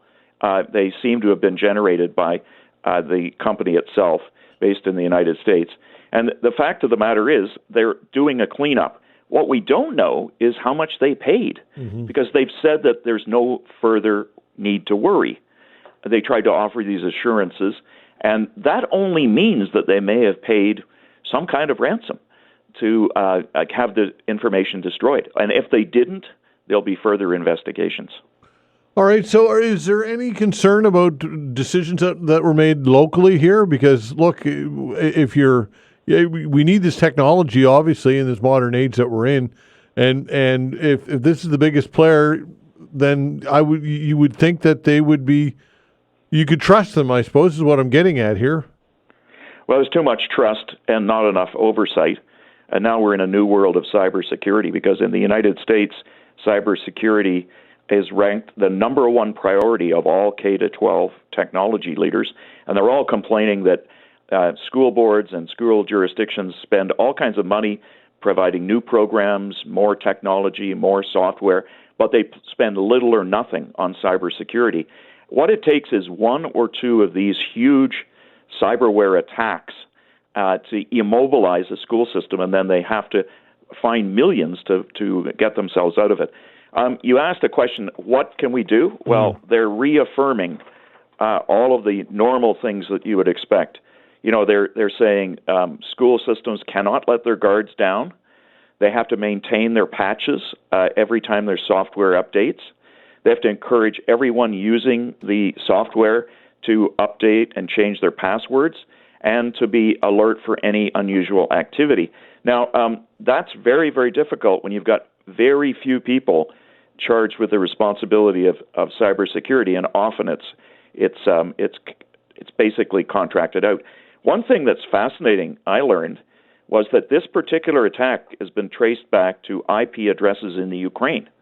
These are international hackers that are trying to get into the educational system, and you can bet that they are going to use that information at some point if they haven't destroyed it already. So, unfortunately, though, there really aren't many other options, though, right? That are fools. There's no foolproof plan here, I guess. Well, you might ask the question: why would it only be a tiny school board in Nova Scotia that was hit? Yeah. And the answer would be, you have 250 employees. The ones those that their data was breached. And it goes back to their personal information that was collected before 2010 for the most part. Yeah. So we know that they haven't been cleaning it and maintaining things. So you might ask, why would it be, the Cape Breton school board and not some of the others? There's some issues that need to be addressed. I think the fundamental thing is you have to have the president of the NSTU, Peter Day, who, by the way, was a technology consultant, a technology worker in the Cape Breton School Board. He has to issue an email to everyone and a demand that the government of Nova Scotia and the school districts come clean with what's been happening. It shouldn't have had to come to that. And my point, of course, is as simple as this. What particular school system can get away with just having everybody reading about it in the media? That's how most people found out about it. They didn't know a thing about it until it leaked out in the media, and it became a tremendously well-read and concerning story. Yeah. Okay, Paul. Appreciate your time. Thanks so much. Oh, thanks again. Okay, we'll talk again. Paul Bennett, Director, Schoolhouse Institute, Adjunct Professor of Education, St. Mary's University, Chair of Research Education Canada. Over the next half hour, we're going to give away some Mooseheads tickets. We're going to talk to Allister Aalders. We're going to talk about a great event going on in Windsor and talk sports with Cecil. All that after the break.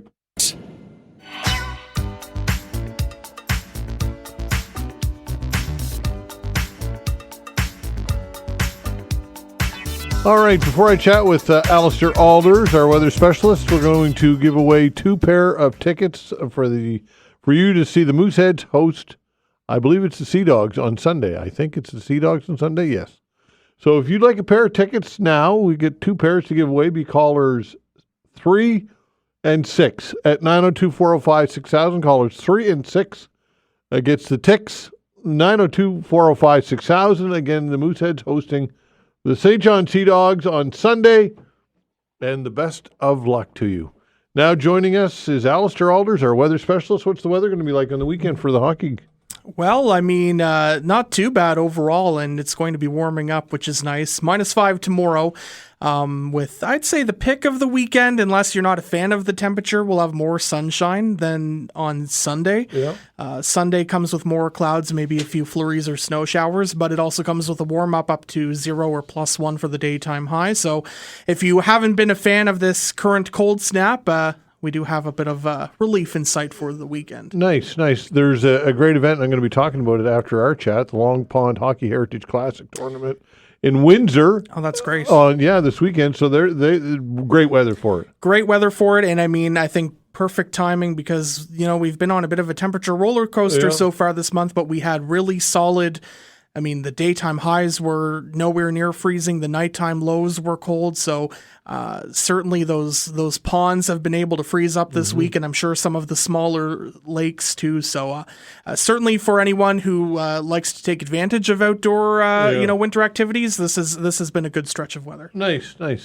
Okay, let's talk about California, what's happened there, and some much-needed rain, thankfully, eh? Yes, finally, looks like there's a bit of relief, and I mean, it's going to be nowhere near what we need to erase the drought that they've experienced, but there's finally some much-needed rain in sight as we go through the weekend and into next week. Now, we're only talking about, the possibility of maybe upwards of 15 to 25 millimeters of rain, which isn't a whole lot, but I mean, I think they'll take anything they can get at this point to help with those efforts. I mean, they've been making some good progress containing the fires, but they also had a recent round of those Santa Ana winds earlier this week. That was, a cause for concern, but certainly good to see the rain in the forecast. I would say, maybe one concern with that now is the debris flows that can happen because of the rain moving everything that's on the ground. So that'll be a concern for them, but certainly it's good to see that rain in the forecast. Okay, and some wacky weather around the world, including in that's one way to say it. Yeah, the southern part of the continent here,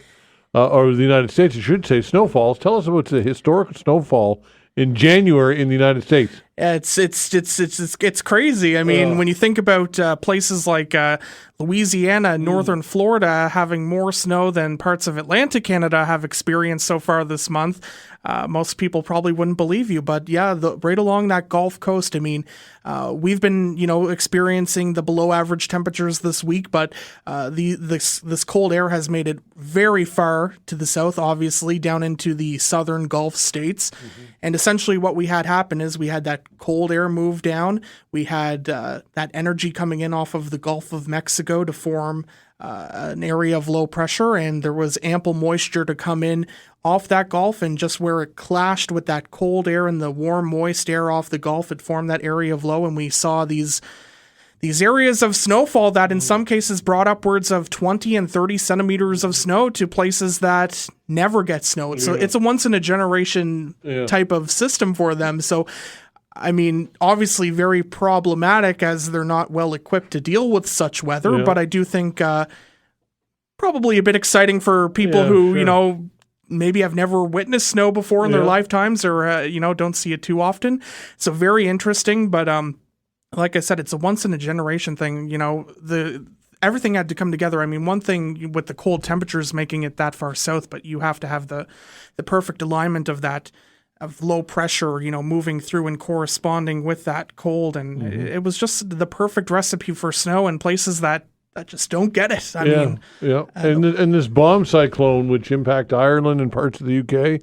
Wow, what a storm, eh? And it's the same one that brought the snow to the southern Gulf states. It traveled over the Atlantic and, for the most part, bypassed Atlantic Canada because where the jet stream has been situated, it's been farther south to keep any real storm systems offshore, which I mean has been nice for us.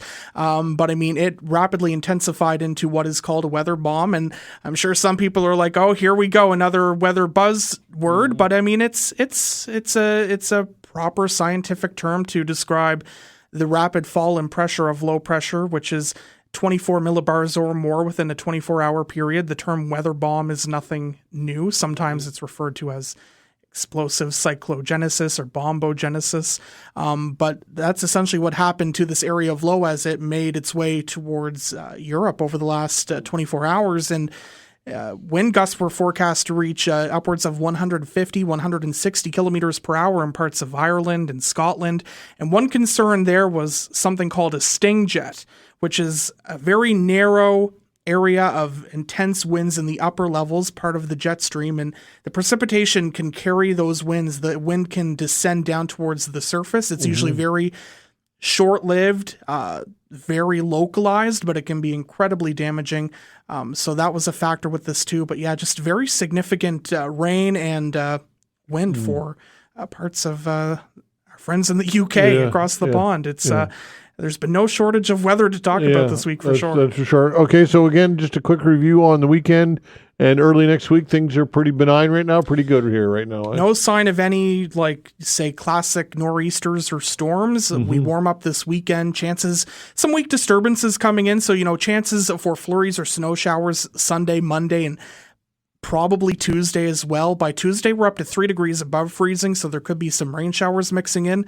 It does look like there will be another round of cold that moves in through Wednesday and possibly Thursday. Some more cold in the forecast. But at this time, I'm not seeing any large threatening snowstorms or even just snowstorm or just general storms on the horizon. Okay, Allister, always great. Appreciate it, my friend. Thank you. It's Allister Aalders, our weather specialist. A couple things coming up after the break, sports, and then we're going to talk about a great event happening in Windsor as well this weekend. We'll be back. All right, before I talk sports with Cecil, I want to talk about an event happening in Windsor. The Long Pond Hockey Heritage Classic Tournament is set for this weekend in Windsor. The birthplace of hockey, Danny Dill, co-organizer of this event. And also, it's your property where this is happening. Is that correct, Danny? Yeah, it is correct, Todd. Good day. Glad to hear from you. All right, so tell us, give us all the deets on the event. Well, basically, it kicks off tomorrow morning at 9 o'clock, game on, so to speak. So it goes pretty well to 1 o'clock, and then we just have an opening ceremonies, and then a few more games in the afternoon, I guess depending on how the ice holds up. I mean, of course, it's outside on a pond, and there's going to be a lot of skating on it and ruts and edges. But anyway, we'll get through it, hopefully. The weatherman or mother woman, whatever, Mother Nature's been cooperating finally this year. Yeah, first time in 5 years, that you managed to pull this one off. Oh, yeah, well, of course, a couple of years is COVID, and then, our Canadian winters are just not what they used to be, and this year we had pretty good sign early that even in December we had good ice back on the pond, and, there was a bunch of kids, locals, playing on it over Christmas, so it was good to see that we already had a good base. And some hockey legends will be in attendance as well, correct? Oh, exactly. Every year we have it. We try to bring in a few legends and big hockey stars of the day. And this year we're fortunate to have 4 of them. We got the Sutter twins, Rich and Ron, the famous Sutter family. Yep. We have Brian Scrudlin, Montreal Canadiens fame, Stanley Cup, back in the 80s. Actually, he won a Stanley Cup with the Dallas Stars, too. And then Bernie Nichols, famous player with the Los Angeles Kings. So who's welcome to attend? Who would you like to see show up? Oh, everybody. Anybody who's a hockey fan. Yeah. Like, it's free admission, and people can walk back or drive back, park in the fields, because there's lots of parking, because our fields are all frozen, which is perfect, too. Absolutely. So who is it competitive? Is there a tournament at the end of it, or how does it all work? It's kind of a tournament. There's some legend teams. There's about 4 of them, and I think each one plays on one of the teams, one of the legends, and then we have some local teams, like usually 8 or 10 players. It's basically shinny.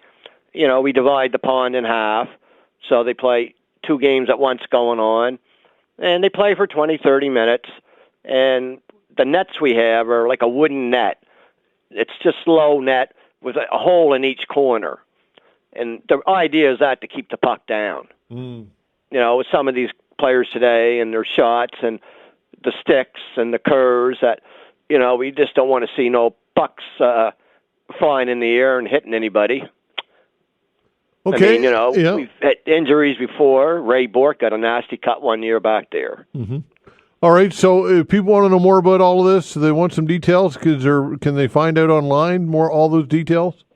Oh, yeah. They can just go to the birthplaceofhockey.com site, and there'll be updates, everything there. Sure, at this day and age, people are pretty sharp on Facebook and Googling anything. Yeah. Okay, Danny, sounds like it's going to be a great event, and the best of luck. Well, thank you, Todd, and hopefully we'll just have a large day. Great day for hockey in Canada. I'm sure you will. Thanks, pal. Take care. You bet. All right. Bye-bye. Danny Dill. And it's the Long Pond Hockey Heritage Classic Tournament. Should be a great time. Cecil Wright, always a great time. How are you doing, Cecil? I'm wonderful. How are you, my friend? I'm okay. So NFL weekend, you excited or what for Sunday? Oh, yeah, man. It should be 2 great games, I'm hoping, anyway. Which is going to be the best? To me, obviously, the Chiefs and Bills is the game that I'm going to be most attentive to. Yeah, I think that's the one with most intrigue, Josh Allen versus Patrick Mahomes. Everybody sees that as the big matchup. But, remember last week I told you to take Washington? Yeah. I think I made a mistake when they played unbelievable. Yeah. Jaden Daniels, if he's not Rookie of the Year, there's something wrong. Yeah. Well, the Eagles, you were calling the Eagles all along, so as being right there. So who do you think comes out of these two games? I'm thinking the Eagles, but, Daniels impressed me so much. I really believe that it's a toss-up. And they split the regular season, let's not forget. The only issue I see for Washington is in the 2 games against Philadelphia, Saquon Barkley averaged 148 yards on the ground. If it's cold and snowy, that could be key in that game. So I'm going to go with Philadelphia by 3 points. And in Buffalo versus KC, that's another toss-up, I want to see Buffalo win the game. I really do. And that, I know you're going to say that's odd coming from a Patriot fan, but Yeah, you hate the Chiefs. You made no mystery about that. You do not like the Chiefs. No, I don't like them. I don't like them at all. So I'm going to go with Buffalo by 3. Well, and the thing is, too, with Buffalo, and me being an AFC East guy, obviously, with the Jets, for whatever reason, I've never hated the Bills. I've always kind of liked the Bills. For some reason, they're one of those teams that they're easy to root for, I think. What are your thoughts? Well, even, going back throughout history, during the Jim Kelly years, and they made it to the Super Bowl several times in a row, only to be victimized by the penalties or interceptions or whatever the case may be. They were always lovable losers, I guess is the way I would term them. So, it's about time. It's about time that history treated them well. So I'm hoping for Buffalo for that reason. Yeah, and plus I do not like Kansas City. Yeah, exactly. It just goes to show that when you look at these matchups, how important the quarterback is, right? Without a stud quarterback, you cannot win in the NFL. Really, it comes down to that, doesn't it? And look at Lamar Jackson. Mm-hmm. The guy had the ball right in his hands, would have tied the game, probably would have went to overtime, and who knows what would have happened. But, I see Lamar Jackson say that he was a little tired of this, Mm-hmm. What's that mean? Is he looking to get out of Baltimore? I could think of several teams who would probably, give up whatever they had to give up to get a quarterback like that. Yeah. Oh, my God. Yeah. Where's the Super Bowl being played this year? Do you know off the top of your head? It's New Orleans, isn't it? I don't know. That's why I'm asking. I'm not sure. Pretty sure it's New Orleans. Okay. So does that play into a fact at all when it comes to look, I think one year they had a game, and I can't remember when, but somewhere in the East Coast, and it was snowing and it was horrible, and that was the last time they ever did that. Do you think that the Super Bowl should always be played in ideal conditions like that, or does that kind of take away from it a little bit, perhaps? Well, I think first of all, you want to put the players in, the least possible position of injury. And a snowy, icy, windy field, those conditions can lead to unfortunate injuries. I think that from the fans' perspective, you want to see the players in as comfortable positions as possible as well. That way they give their best performance. And, you're not going to see a quarterback throw for 400 yards probably in a snowy, windy game. Whereas in places like New Orleans or, prior to the fires at LA, these southern warm climate cities, it makes it more manageable for the players, and it makes it more comfortable for the spectators who are watching the game too. I mean, who wants to go to the Super Bowl and have to be bundled up like you're in Buffalo, in January? Well, I'm sure if Buffalo had its druthers, they would host the game. Right? Yeah, I'm sure they would. They'd have a little bit of an advantage, I suspect. Yeah, absolutely. So anyway, your picks are Bills or Kansas City? Buffalo, yeah. And Philadelphia. Buffalo and Philly. And and who wins that matchup in the Super Bowl? Oh, I'm not going to tell you that now. You got to wait till next week. There you go. All right, let's talk a little baseball here in January. Why not? Ichiro Suzuki, what a player. One person, from what I can gather here, left him off the ballot. Why the hell would anybody do that? Just in protest or what? I have no idea. That man, sure shot Hall of Famer, first ballot in my opinion. I mean, there's no question about how great he was. Yeah. The thing that's underrated about him was his arm. That guy had a tremendous throwing arm. Yeah. Was a great defensive player in addition to being just a pest offensively. So I cannot explain why anybody would leave him off the ballot. That's just ridiculous in my opinion. And he could hit anything. The guy could hit anybody and anything, really.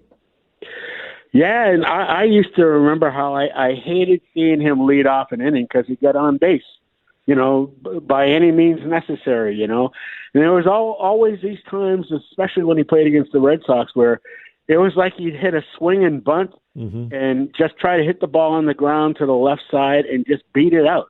Beat the throw from the third baseman or the shortstop. Put tremendous pressure on the defense. Great player. I'm mystified that anybody would leave him off the ballot for real. Yeah, for sure. Okay, a little bit of hockey. And Leaf fans, of course, are all excited because Wall is playing really well right now, and people are suggesting that if their goaltending is solid, then that's been one of their nemesis in not going deep into the playoffs. What are your thoughts on Wall and what he looks like? He looks like he's having a good season right now. Well, goody for him, but we'll see what happens in the playoffs. You know what it's all about. Yeah. I don't think it's so much been shoddy goaltending as much as shoddy defense. Yeah. I think that's been their problem in the playoffs more so than the goaltending. But we'll see. I just hope that they get to play my Boston Bruins because you know what's going to happen. Yeah, the Leafs will beat them finally. It's going to happen. I wouldn't place a wager on that if I was you. Oh, there you go. And the Blue Jays had a big signing this week. A great hitter, got a free agent from Baltimore, whose name now eludes me. But do you know who I'm talking about? Yeah, Anthony Santander. Yeah. With a big 248 average. Well, he hits 44 home runs. I mean, that's today in today's Major League Baseball. 245 with 44 home runs. You're an all-star. That's all-star stratosphere, is it not? And 200 strikeouts. Let's not forget that. He'll fit right in. Well, I mean, the big rumor, though, is that they're on the cusp of signing Pete Alonso. Oh yeah. And if they do that, where's Vladdy going to play? Yeah. Well, you claim that he's going to Boston, right? Oh, please, don't I hope? Yeah. Well, that's probably not going to happen, is it? Though, seriously. Well, just think about it for a second. You sign Pete Alonso, a first baseman. Yeah. That means one of them is either going to have to DH or play another position. Would Vladdy be so excited to move off of first base after he's worked hard defensively to become a decent first baseman? Yeah, that's true. I don't know. Yeah, you're a pipe dream of him being in Boston. That's not going to happen. Give it up. 100 homers a year in Boston, wouldn't he? Yeah, he would. All right, anything else we're leaving out before I let you go? No, man, I got no high school basketball next Monday because their students are taking exams, so we have the week off. But looking forward to doing the provincials. Guys and girls this year will be held on the same day from the tower at St. Mary's. Beautiful. Thanks, Cecil. All right, buddy. Have a good one. Okay, take care. Cecil Wright, our sports guru. Thanks for listening, everybody. We appreciate it very much. Thanks to Veinotte Vandeness. As always, on the other side of the glass, doing a fine job. And have yourself a great weekend. We're back on Monday, 10 o'clock. See you then.